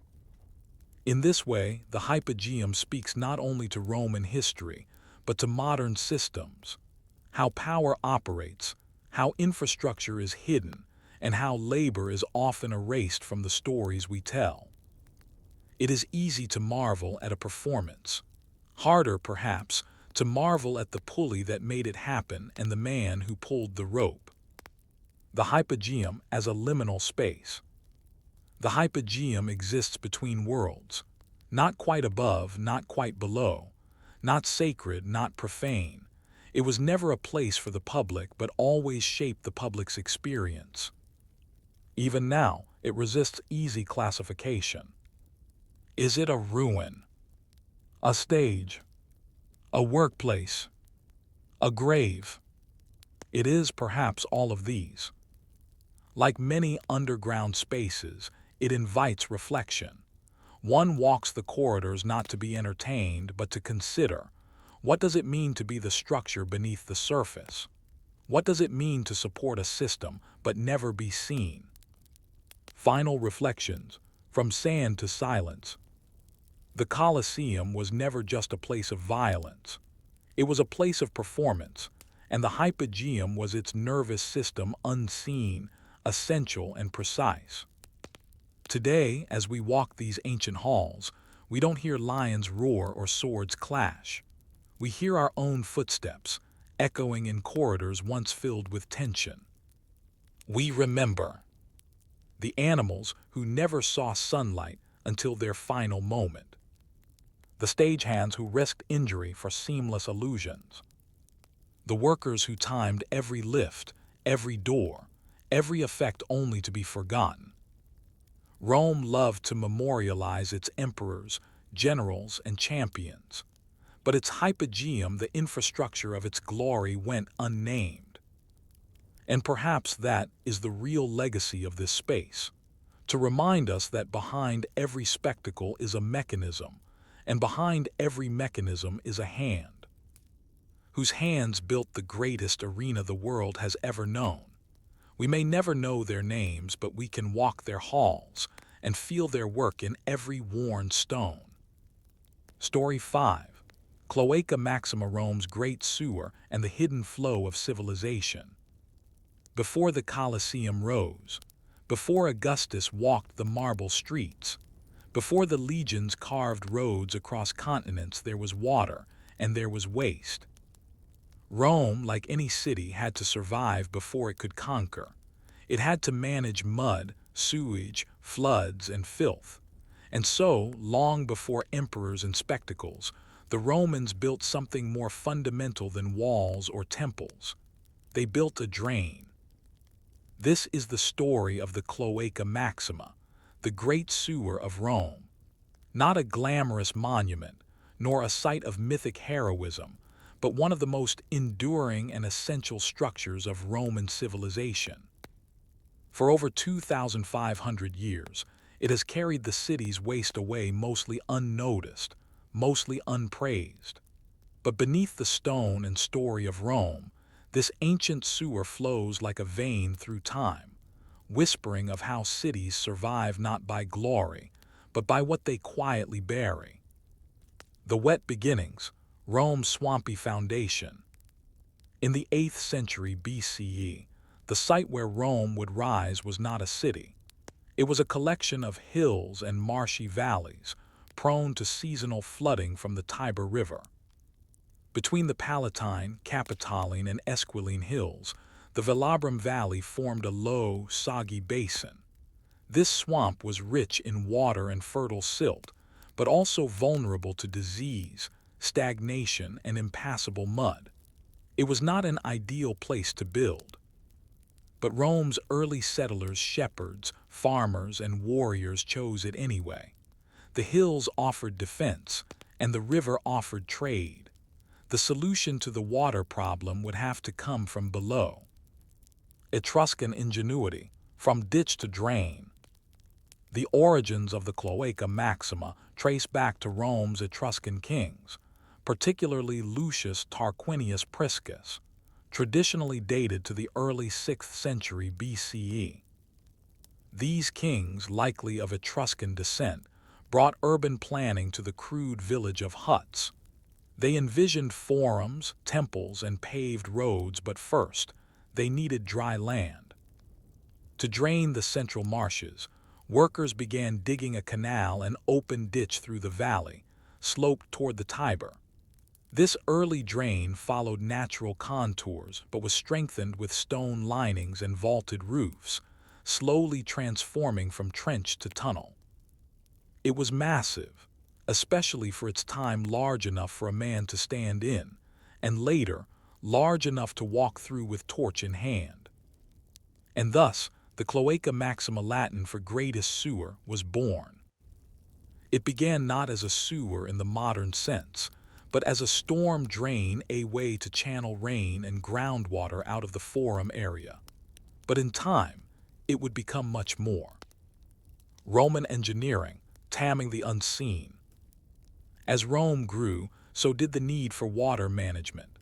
The city, perched along the flood-prone Tiber, faced a constant struggle with overflowing streets and rising groundwater. Without control, disease and disaster would follow. The Cloaca Maxima expanded to meet this challenge. By the 3rd century BCE, it had been enclosed with massive stone masonry, some of the earliest concrete-like materials in the Roman world. It connected with smaller drains branching off from the Forum Romanum, the Capitoline Hill, and later, public baths, latrines, and fountains. Water from Rome's growing system of aqueducts also fed into the cloaca, flushing waste and debris toward the river. Crucially, the system was self-cleaning to a degree. Fresh water from springs and baths flowed constantly, washing out human waste and organic material. This continuous movement kept the sewer functional for centuries with minimal manual intervention. It was, in its way, sustainable urban design, millennia before the phrase existed. The sacred sewer, from utility to myth. Strangely, the Cloaca Maxima was not merely utilitarian. In time, it became a sacred space. Romans associated the sewer's entrance where the tunnel met the Tiber with the nymph Closina, goddess of purification. The shrine of Venus Closina, a small circular altar, stood above part of the system, blending sanitation with sanctity. Coins from the Roman Republic even depict the shrine, suggesting the moral importance of cleanliness and public health. There's a peculiar reverence in Roman texts for the cloaca. Writers like Pliny the Elder, Vitruvius, and Strabo admired its durability, calling it one of the wonders of Roman engineering. Some even noted how storms and floods could rush through it without causing collapse. They were right to be impressed. The Cloaca Maxima, though buried and often ignored, represented something quintessentially Roman. Practical grandeur, the belief that greatness lies not in ornament, but in function done well. Sewage and society, who used it and how. Despite its scale, the Cloaca Maxima was not a system accessible to everyone. Elite homes often had private drains leading to it, but these were costly to build. Public latrines were the main entry points for human waste, large communal toilets, with flowing water and sponge cleaning tools. Street runoff, butcher scraps, and animal waste also flowed into the system, adding to its load. There was no separation between waste types: organic refuse, blood, bathwater, rainwater, and sewage all mixed. Still, for its time, it was remarkably advanced. Most ancient cities relied on cesspits or open sewers. Rome had a central artery, maintained by the state, that moved filth away from population centers.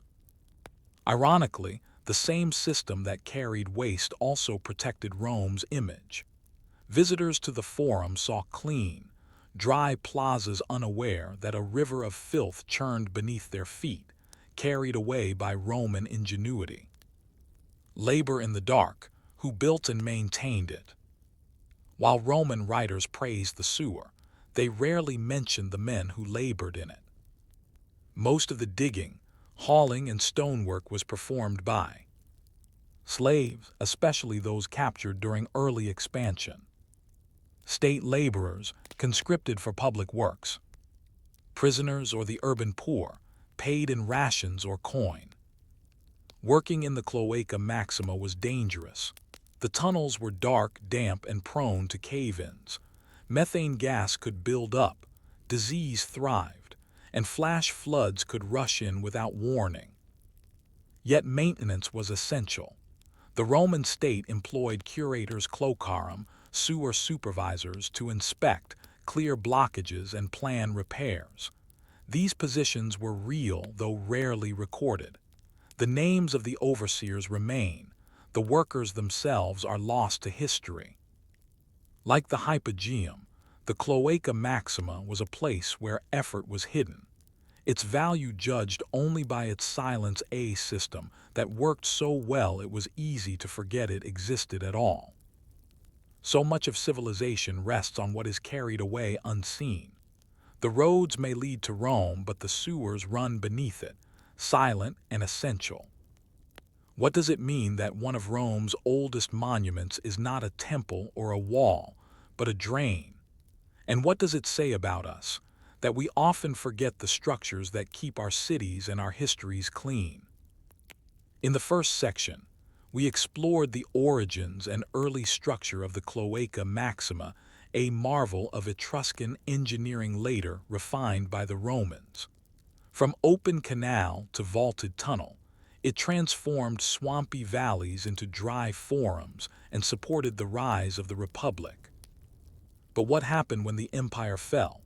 What became of this great artery when Rome fractured, shrank, and changed? This section will trace the decline, neglect, and surprising persistence of the Cloaca Maxima through the late Roman, medieval and Renaissance periods, a time when empires crumbled but the sewers below still carried on. Because even as the world above shifted, the water below continued to flow. The late empire, overwhelmed by excess. By the 3rd century CE, Rome had grown bloated. Over 1 million people crowded its streets, and new baths, fountains, and latrines increased pressure on its water infrastructure. Aqueducts brought in over 300 million gallons of water daily. Some of this water flushed into the Cloaca Maxima, helping move waste but also overloading the system. Maintenance crews struggled to keep up. Yet for a time, the Cloaca Maxima endured, even as emperors came and went, and as the empire split in two, the Great Sewer continued its quiet labor. But 3 slow catastrophes would change everything. Invasion Germanic tribes, especially the Goths, would sack Rome multiple times between the 5th and 6th centuries. Neglect with fewer resources and a declining population, infrastructure budgets collapsed. Earthquakes and flooding, the Tiber flooded regularly, bringing silt and debris that clogged the system. By the 6th century, the baths of Caracalla and other large public complexes had ceased operation. Many smaller sewer connections broke or filled with rubble. The city, once famed for its cleanliness, now struggled with standing water, foul odors, and vermin. The sewer's breath, once hidden, now rose again into the streets. Still, the Cloaca Maxima itself never entirely failed. Like a heartbeat slowed by age, it continued to flow, sluggish but alive. The medieval cloaca, sewer or shrine. The Middle Ages are often thought of as a time of ignorance and decay, especially in contrast to Roman grandeur.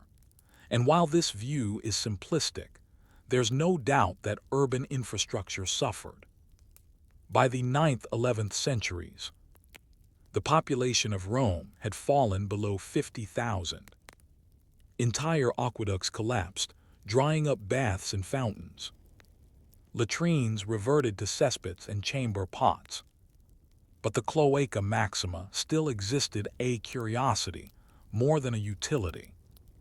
During this period, the sewer became associated with religious imagery, especially the underworld.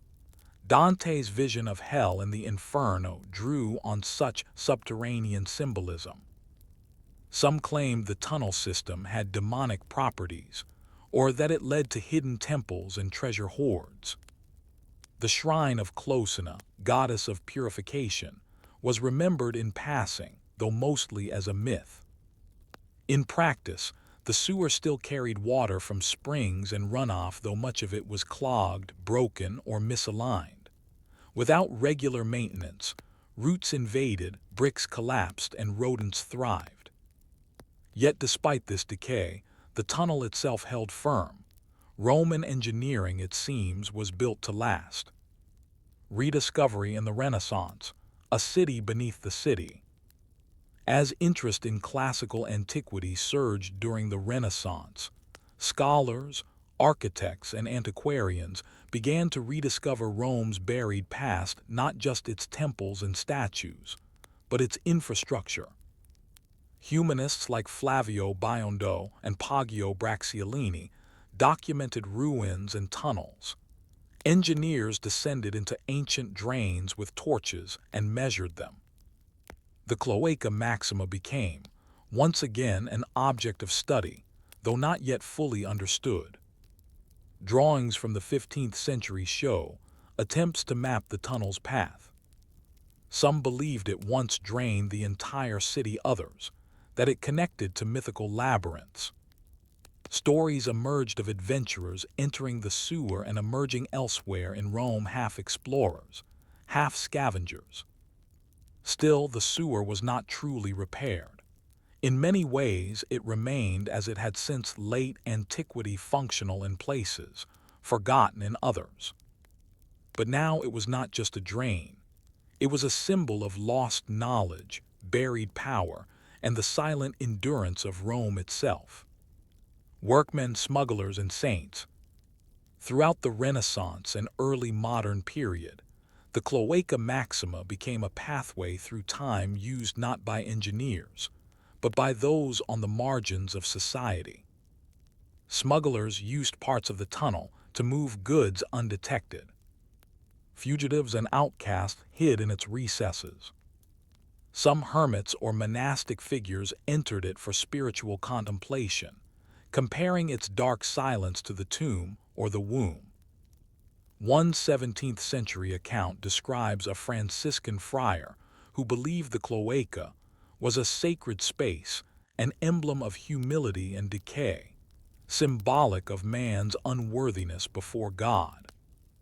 He spent 3 days meditating near a collapsed sewer vault and wrote of the echo of water as the voice of ancient Rome weeping. Whether real or apocryphal, these stories remind us that even abandoned infrastructure has meaning: emotional, spiritual, and symbolic. 19th century revivals. Rome rebuilds. By the 1800s, Rome was again growing. With unification in the 1870s and its designation as the capital of the new Kingdom of Italy, the city needed to modernize. Sanitation became a priority. Open cesspools and polluted wells were linked to cholera outbreaks. Engineers rediscovered sections of the Cloaca Maxima still intact. Rather than build new sewers from scratch, parts of the ancient system were cleaned, cleared, and integrated into a new urban plan. The irony was clear. Rome once again was saved by its oldest drain. This restoration was not glamorous.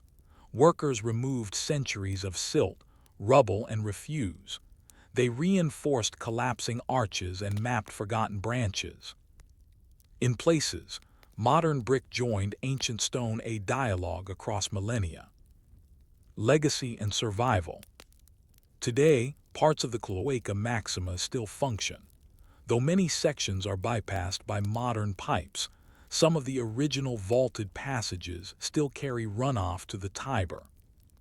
It is the oldest functioning sewer in the world. One of the few continuous public works projects from the ancient world. A monument not of beauty, but of survival. Tourists rarely visit it, access is limited, and most of it remains underground. But its mouth, near the Ponte Rato and Tiber Island, still gapes wide, dark, and slow. Few pause to look into it. Fewer still understand what they see. But there it is, a 2,500-year-old machine, still working, still flowing. In an age that celebrates invention, perhaps the greater miracle is persistence. What does it mean that Rome's greatest monument may not be its tallest column or grandest dome, but a tunnel that still carries away the city's waste? And if we truly value civilization, should we not honor what keeps it clean? The story of the Cloaca Maxima is not only a tale of water and waste. It is a narrative about the invisible, about the systems that support life but are too often ignored, about what a civilization chooses to remember and what it allows to sink beneath the surface. In this final section, we turn to the Cloaca Maxima's modern legacy, explore the archaeological rediscovery of its paths, and reflect on its broader significance in how we understand and forget the fundamentals of urban survival. Through it all, this subterranean tunnel reminds us of something vital. The greatest accomplishments of history are not always made of marble. Sometimes they're made of stone, sweat, and silence, and they never stop flowing. Beneath the streets, archaeology and exploration. Since the 20th century, archaeologists and engineers have undertaken more formal studies of the Cloaca Maxima, treating it not just as infrastructure, but as a historical document, a structure that holds within its stones the story of Rome's rise, fall, and survival. Key rediscoveries included sections beneath the Forum Romanum, including intact barrel vaults lined with tufa and travertine blocks, remarkably preserved. Lateral drains that fed into the main artery, often blocked with sediment, but still visibly engineered for gravity-fed flow. Finds of pottery shards, animal bones, and broken amphorae, showing the system also served as a de facto garbage chute. Occasionally, coins and jewelry, likely dropped through floor grates or tossed intentionally for superstitious reasons, echoes of lives once lived above. Archaeologists navigating the tunnel report near total darkness, echoing water and sudden drops. It is not romantic. It is wet, cramped, and dangerous. And yet it is profoundly moving. Here, beneath the manicured plazas and bustling roads of Rome, the continuity of civilization is not a theory, it is a tunnel. Modern engineering, lessons from the ancients. Engineers studying the Cloaca Maxima often marvel at how well it was designed. Even today, some of the sewer's principles remain best practices. Gravity-fed drainage remains the foundation of all large sewer systems. Modular tunnel construction, evident in how Roman engineers extended the cloaca over centuries, resembles modern incremental infrastructure expansion. Hydraulic flow using fresh water, a primitive but effective form of flushing, shows early understanding of water volume and speed. In essence, the Romans were practicing urban hydrology centuries before the science had a name. Many civil engineering students now study the Cloaca Maxima not for nostalgia, but for technical insight. Its combination of longevity, resilience, and simplicity makes it a model worth learning from, especially in an era where many modern sewer systems, built in the 19th and 20th centuries, are already failing under pressure. What does it say about our world that the oldest system still flows, while newer ones crumble? Cultural ghost, the sewer in modern imagination. Despite its endurance, the Cloaca Maxima remains curiously absent from popular imagination. Rome's more visible wonders, the Colosseum, the Pantheon, the Vatican, dominate postcards and memory. But the sewer lies just beneath, flowing unseen, sustaining the very ground those wonders rest upon.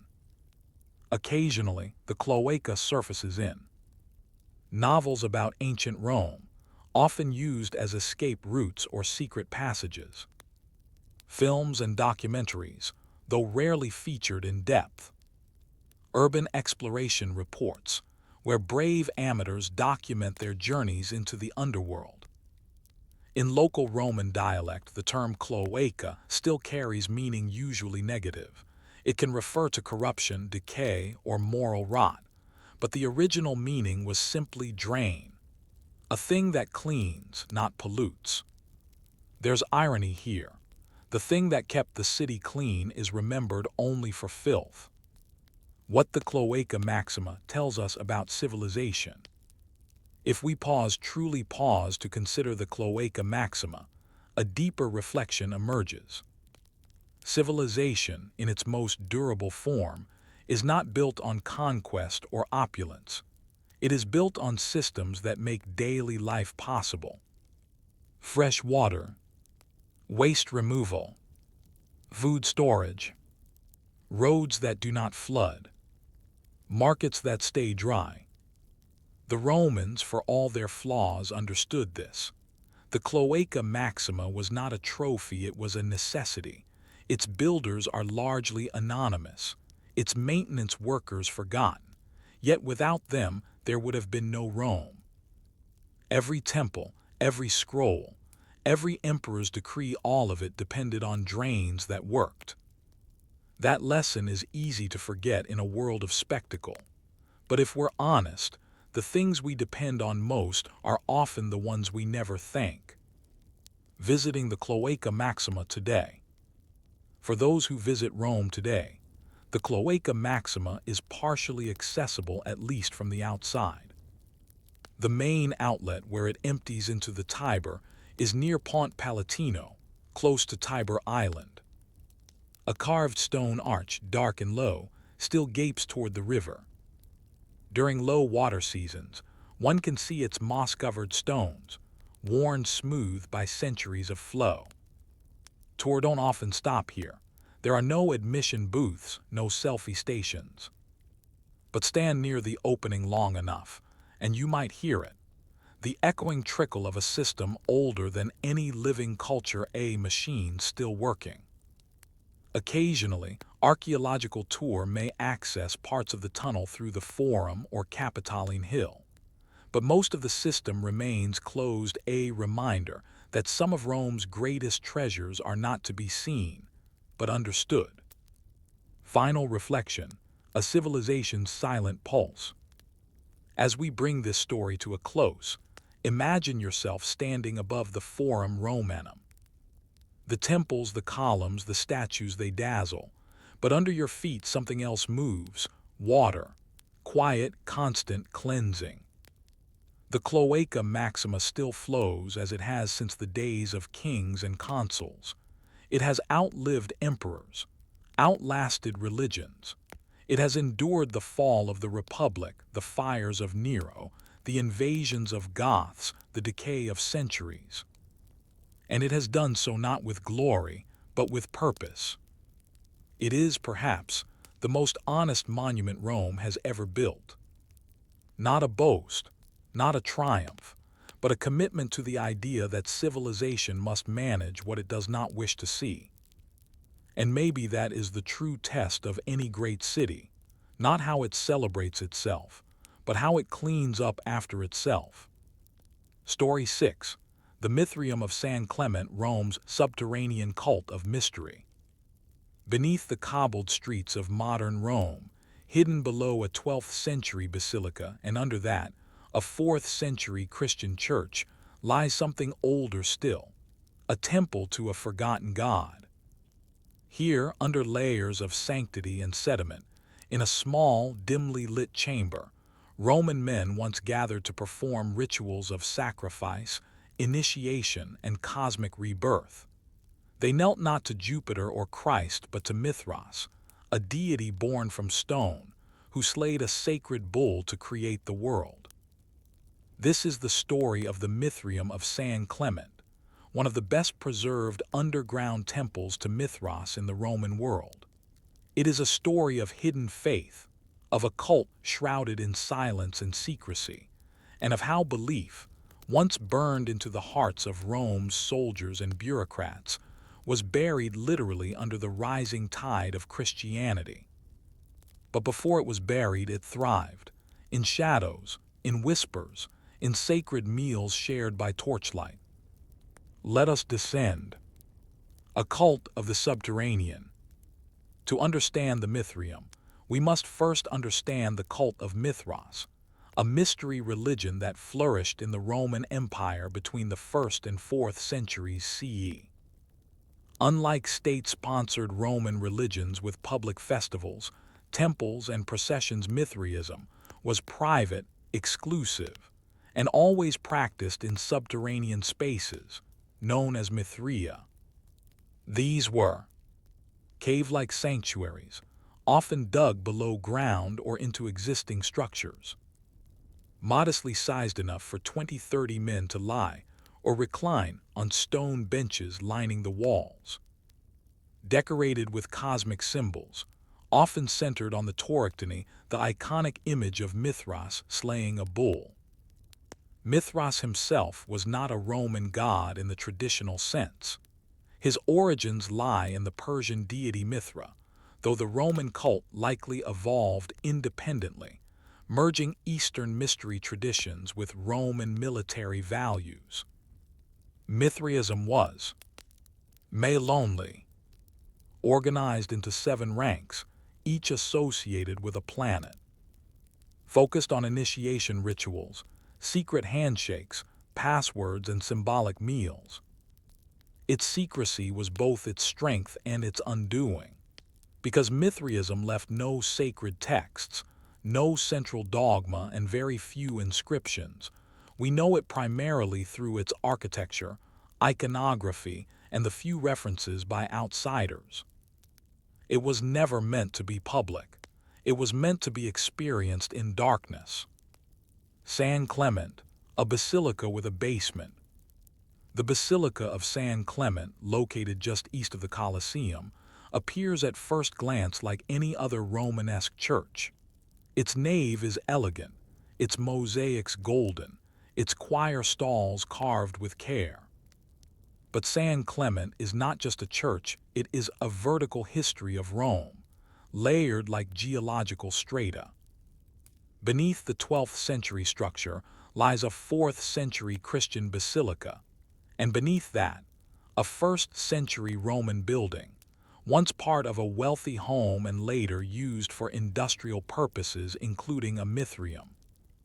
It was in the 19th century that excavators, following whispers of deeper foundations, unearthed this hidden temple. They descended into what had once been a forgotten crypt, broke through ancient fill, and found themselves in a narrow chamber with arched ceilings, frescoes, and a carved altar bearing the Torictony Mithras, in Persian cap and flowing cloak, plunging his dagger into the neck of a massive bull. Beside him, a dog and a snake lap at the blood. A scorpion bites the bull's genitals. A raven hovers above. The entire image teems with symbolism, though its meanings remain debated. One thing is clear: this was a sacred space, and it had been abandoned deliberately, sealed when Christianity rose and Mithraism was declared heretical. The ritual chamber, architecture of initiation. The San Clement Mithraeum is small, perhaps 20 feet wide and 50 feet long, but every inch of its design serves a purpose. 2 stone benches run along the sides, on which initiates recline during communal meals. At the far end stands the altar, above which a niche houses the Torictony. A curved ceiling, low and enclosing, creates the sensation of a cave, evoking the legendary cavern of Mithras's birth. Side rooms may have served for initiation rites, changing clothes, or secretive preparations. Initiation into the cult was hierarchical and likely grueling. The 7 levels were: Corax Raven, Nymphus Bridegroom, Miles Soldier, Leo Lion, Perses Persian, Heliodromus Sunrunner, Pater Father. Each level included symbolic acts, possibly blindfolding, ritual baths, exposure to fire or cold, or feigned death and rebirth. The purpose: to transcend mortality, to move closer to the stars. Mithraism offered a cosmic journey where the soul, after death, ascended through planetary spheres to join Mithras in celestial victory. The Mithraeum was not merely a temple. It was a simulated universe, where the initiate enacted his own transformation in the company of brothers. Mystery, exclusivity, and appeal. Why did Roman men, especially soldiers, bureaucrats, and freedmen, flock to Mithraism? Historians offer several answers. Camaraderie. In an empire of shifting loyalties, the cult offered a close-knit, dependable brotherhood. Structure. The 7 levels gave a sense of progress and spiritual hierarchy. Cosmic promise. In an age of uncertainty, Mithraism promised eternal life not through public ritual, but through earned knowledge. Masculine ideals. Strength, discipline, sacrifice, loyalty, all aligned with Roman military virtues. And yet, Mithraism never became a mass religion. It remained exclusive, localized, and without central authority. It adapted itself to the empire's architecture, but never competed for cathedrals or public festivals. Its temples were always below, always quiet. The decline, burying the bull. By the 4th century CE, Christianity had begun to dominate the religious landscape of the empire. The Edict of Milan, 313 CE, legalized Christianity. Soon after, pagan cults, especially secretive ones like Mithraism, came under suspicion. The Mithraeum of San Clement was sealed, likely sometime in the late 4th or early 5th century. Its members dispersed or converted. It was not destroyed with fire and hammer as some temples were. Instead, it was simply buried, filled in, layered over, and forgotten. A new church, a Christian one, was built directly above.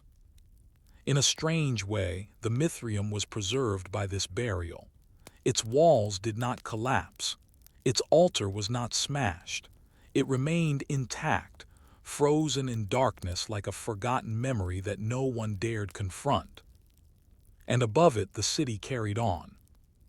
What does it mean when a god is buried beneath another god? In the soil of Rome, where temples lie under churches and shrines beneath sewers, who gets remembered and who is left in the dark? We uncovered the architectural and spiritual heart of the Mithraeum beneath San Clement, a space of ritual, darkness, and cosmic ascent. We saw how it served as both a sanctuary and a symbolic universe for its followers. Now we turn our gaze to what happened within these walls. What rituals were performed? How were initiates transformed? Why did the Roman elite fear Mithraism, and why did it ultimately vanish? This is the story of ritual secrecy, cultural competition, and a religious identity that thrived in the margins until history, both literally and metaphorically, buried it. Inside the ritual, echoes in stone and flame. We do not possess a sacred text of Mithraism. There is no gospel, no tablet, no surviving catechism. What we know of its rites and beliefs comes from fragments, inscriptions, imagery, and hostile sources. But within the Mithraeum of San Clement, the architecture itself is a text. The benches, altar, and imagery offer powerful clues about what occurred. Based on comparative studies of Mithraea across the Roman world, from Dura Europos in Syria to Ostia Antica near Rome, scholars reconstruct the probable sequence of rituals. The initiate enters alone. Blindfolded or guided in silence, the candidate may have entered the darkened space by torchlight.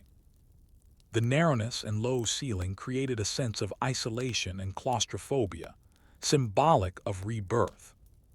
Purification and trials. Some Mithraea featured basins or fonts for ritual washing. Trial rites may have involved symbolic ordeals, enduring cold, being threatened with noise or flame, or mimicking death. Oath and revelation. Initiates likely took oaths of silence and loyalty. Secrets of the cult, perhaps cosmological teachings, were whispered, never written. Shared meal. The sacred meal was central. Reclining on benches, members may have eaten bread and wine or animal flesh, an echo, perhaps, of Mithras' feast with Sol Invictus following the bull slaying. The act mirrored Roman military banquets, reinforcing the brotherhood and rank within the group.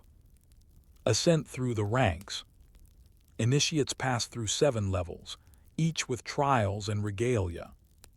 Symbolic items like swords for Miles, lionskin for Leo, may have been worn, accompanied by chants or planetary invocations. These rites, performed in near silence and secrecy, gave members a powerful sense of belonging, purpose, and a cosmic narrative in which they played a chosen role. The threat of secrecy. Why Rome feared Mithras. It is important to understand that Mithraism was not outlawed in its prime. In fact, it was popular among soldiers, bureaucrats, and merchants, the very machinery of the empire. But by the 4th century CE, The Roman state grew increasingly intolerant of secretive religious groups. There were several reasons. Lack of transparency. Mystery religions, by their nature, did not share doctrines or rituals publicly. This secrecy bred suspicion. What did they teach? Were they plotting? Could they be trusted? Competing cosmology. Mithraism presented a rival worldview to Roman religion, a structured ascent of the soul through planetary gates, culminating in salvation. As Christianity emerged with its own cosmic story, Mithraism became a theological competitor. Tensions with Christianity. By the late 3rd century, similarities between Mithraism and Christianity became points of contention. Both offered salvation through a divine figure. Both had a ritual meal. Both had underground worship spaces and initiation rites. Early Christian writers like Tertullian accused Mithraists of diabolical mimicry. The idea that Satan had created Mithraism to mock or preempt Christianity was common in polemics. Religious reforms and edicts. Under Constantine, R. 306-337, Christianity gained favor. By Theodosius I, R. 379-395, pagan cults were actively suppressed. Mithraic temples like the one under San Clement were sealed, abandoned, or converted. Ironically, the underground nature of Mithraism, its greatest strength in spiritual experience, became its political vulnerability. Burial as memory, the fate of the San Clement Mithraeum.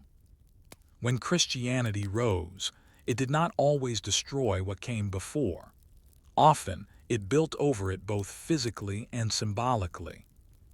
Pagan temples became basilicas. Shrines to forgotten gods became chapels to saints. Subterranean cult sites became foundations for a new religious order. The Mithraeum under San Clement seems to have been intentionally entombed, not looted. Its altar was left standing. Its frescoes, while faded, were not defaced. Above it, the 4th century Christian basilica claimed the space. And above that, in the 12th century, a newer church was built, this time openly, proudly, as a symbol of the triumph of Christian Rome. Thus, the cult of Mithras was layered under faith, its cosmic drama silenced by an even larger story of redemption and salvation. But its survival beneath the earth intact, undisturbed, suggests a strange respect, or perhaps fear, a recognition that some gods should not be blasphemed, only buried. The Roman soul in transition, from stars to saints. The 3rd and 4th centuries CE were a time of deep spiritual anxiety in Rome. The empire, once seemingly eternal, now fractured. Foreign invasions and economic instability shook confidence in old gods. People sought personal salvation, not just civic rituals. Mithraism offered a path individual, rigorous, mystical. So did Christianity. But Christianity had key advantages. Inclusivity, women and the poor could join. Textual authority, a growing body of scripture unified belief. Evangelism, it sought converts where Mithraism remained inward-facing. By the time the Mithraeum of San Clement was sealed, it was not because the cult had failed spiritually, but because history had chosen a louder voice. In an empire where many gods once stood side by side, how does one faith rise, while another is entombed beneath its feet? What becomes of a belief system when its stories vanish, but its spaces remain? Mithras, the god born from stone, once stood at the center of an empire-spanning network of secret cults. In dark chambers below cities, forts, and villas, his initiates gathered in silence, cloaked in ritual and bound by secrecy. Now his temples lie buried, His rites are guessed at, his followers are nameless. And yet below the Basilica of San Clement, Mithras still slays the bull. This final section explores how Mithraism was rediscovered, what its disappearance tells us about the nature of belief, and how a god can be forgotten but never quite erased. Rediscovery, a god unearthed. The Mithraeum under San Clement was forgotten for over 1,000 years. By the time medieval monks walked its upper basilica, the world below had long gone dark. It wasn't until the 19th century, during extensive excavations under the guidance of Father Joseph Mullally, that explorers broke through the earth and found the layered past of the basilica. First came the 4th century Christian church, already a stunning find. But further digging revealed something stranger, a pagan temple complete with altar, torictony, and side benches. For a while scholars were confused. The imagery was vivid but cryptic. Who was this caped man slaying a bull? What did the scorpion mean? Why was it all underground? Only later did a pattern emerge, not just in San Clement, but across Europe and the Near East. In Ostia, Italy's ancient port, other Mithraea were found. In London, a Mithraeum surfaced during mid-century construction. In Duriaropos, Syria, a painted Mithraeum lay abandoned after a siege. In Capua, Marseille, Vienna, Numidia, and Germany, more were unearthed. Each one echoed the same design, a windowless cave-like room, benches for dining, the same torictony at the far end. Mithras had been forgotten but not lost. Archaeology as resurrection. The study of Mithraism today is as much detective work as it is theology. With no canonical texts, no liturgies, and only scattered inscriptions, scholars must reconstruct the cult from its material remains, a slow, patient process. Key sources include frescoes and reliefs. Depictions of rituals, planetary symbols, and the myth of Mithras offer insights into beliefs. Graffiti and dedications, often found carved in Latin or Greek, these mention initiates by name and sometimes rank. Ritual objects, lamps, chalices, knives, and even tokens used in initiation. What emerges is a highly organized spiritual system with universal themes.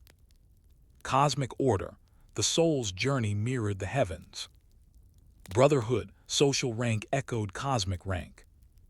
Moral transformation, the rites were not for entertainment but for deep spiritual change. Mithraism wasn't just another cult. It was a way of life, tightly woven into the Roman worldview. A tale of two religions, Mithraism and Christianity. For centuries, scholars have noted the parallels between Mithraism and early Christianity. Theme: Mithraism, Christianity. Savior figure: Mithras, divine hero Jesus Christ. Sacred meal, ritual feasts in Mithraeum, Eucharist, communion. Death and rebirth, initiatory symbolism, resurrection of Christ. Cosmology: 7 planetary spheres, heaven and earth, angels. Hierarchy: 7 grades of initiation, ecclesiastical structure. Brotherhood: Lonely, ranks early Christian brotherhoods. Some even speculated that Christianity may have borrowed from Mithraic motifs, or vice versa. More likely, they both responded to similar cultural needs, offering personal salvation, ritual belonging, and a cosmology that placed the believer within a meaningful cosmic drama. But in the end, Christianity had the advantage. Inclusivity open to all classes, genders, and ethnicities. Textual cohesion anchored by scripture and apostolic authority. Evangelical mission spread intentionally and widely. Imperial support: Constantine's patronage sealed its fate. Mithraism, in contrast, remained private, non-evangelical, and socially exclusive. It could not compete in the political arena, nor did it try. And so it vanished quietly. The sacred and the buried, how memory fails. There is a strange dignity in the disappearance of Mithras. No holy war, no mass executions, just neglect, burial, and silence. But history does not forget entirely. It stores things in layers of earth, in architectural reuse, in faded walls and cracked floors. The Mithraeum of San Clement is a case study in accidental preservation. Had it not been sealed beneath two Christian churches, it might have been destroyed or scavenged. Instead, it became a time capsule, a reminder that civilizations do not vanish evenly. Some parts rot, others calcify, and some, the ones underground, remain. Waiting. Today, visiting a vanished world. Visitors to the Basilica of San Clement can descend into its underworld. First, through the 12th century nave, with its golden mosaics and marble columns. Then into the 4th century basilica, dimly lit and crumbling, its faded frescoes, a whisper from post-Constantinian Rome. Finally, deeper still into the 1st century Roman house, where a small chamber glows with artificial light, the Mithraeum. There the altar still stands. Mithras, mid-slaughter, gazes silently at his cosmic task. The bull's blood still flows in stone. The raven still hovers. Few speak. The space is quiet, even when crowded. There is an intimacy, a sense that you are not visiting ruins, but witnessing something ongoing. You are not in a museum. You are in a temple. A god may be gone, but the place where he was worshipped remains. Reflection: when a god is forgotten. In an age of fast faiths and digital theology, Mithras reminds us that belief once required space. Actual space, carved stone, ritual repetition, suffering, sacrifice, secrecy. And when that belief was no longer sustained, it didn't disappear overnight. It was buried, sometimes literally, by those who came after, not in hostility but in necessity. Cities change. Lives go on. But the memory remains imprinted in stone. Perhaps that is the most lasting form of devotion. Not monuments to glory, but temples left behind, still standing under layers of history, still echoing with meaning for those who choose to listen.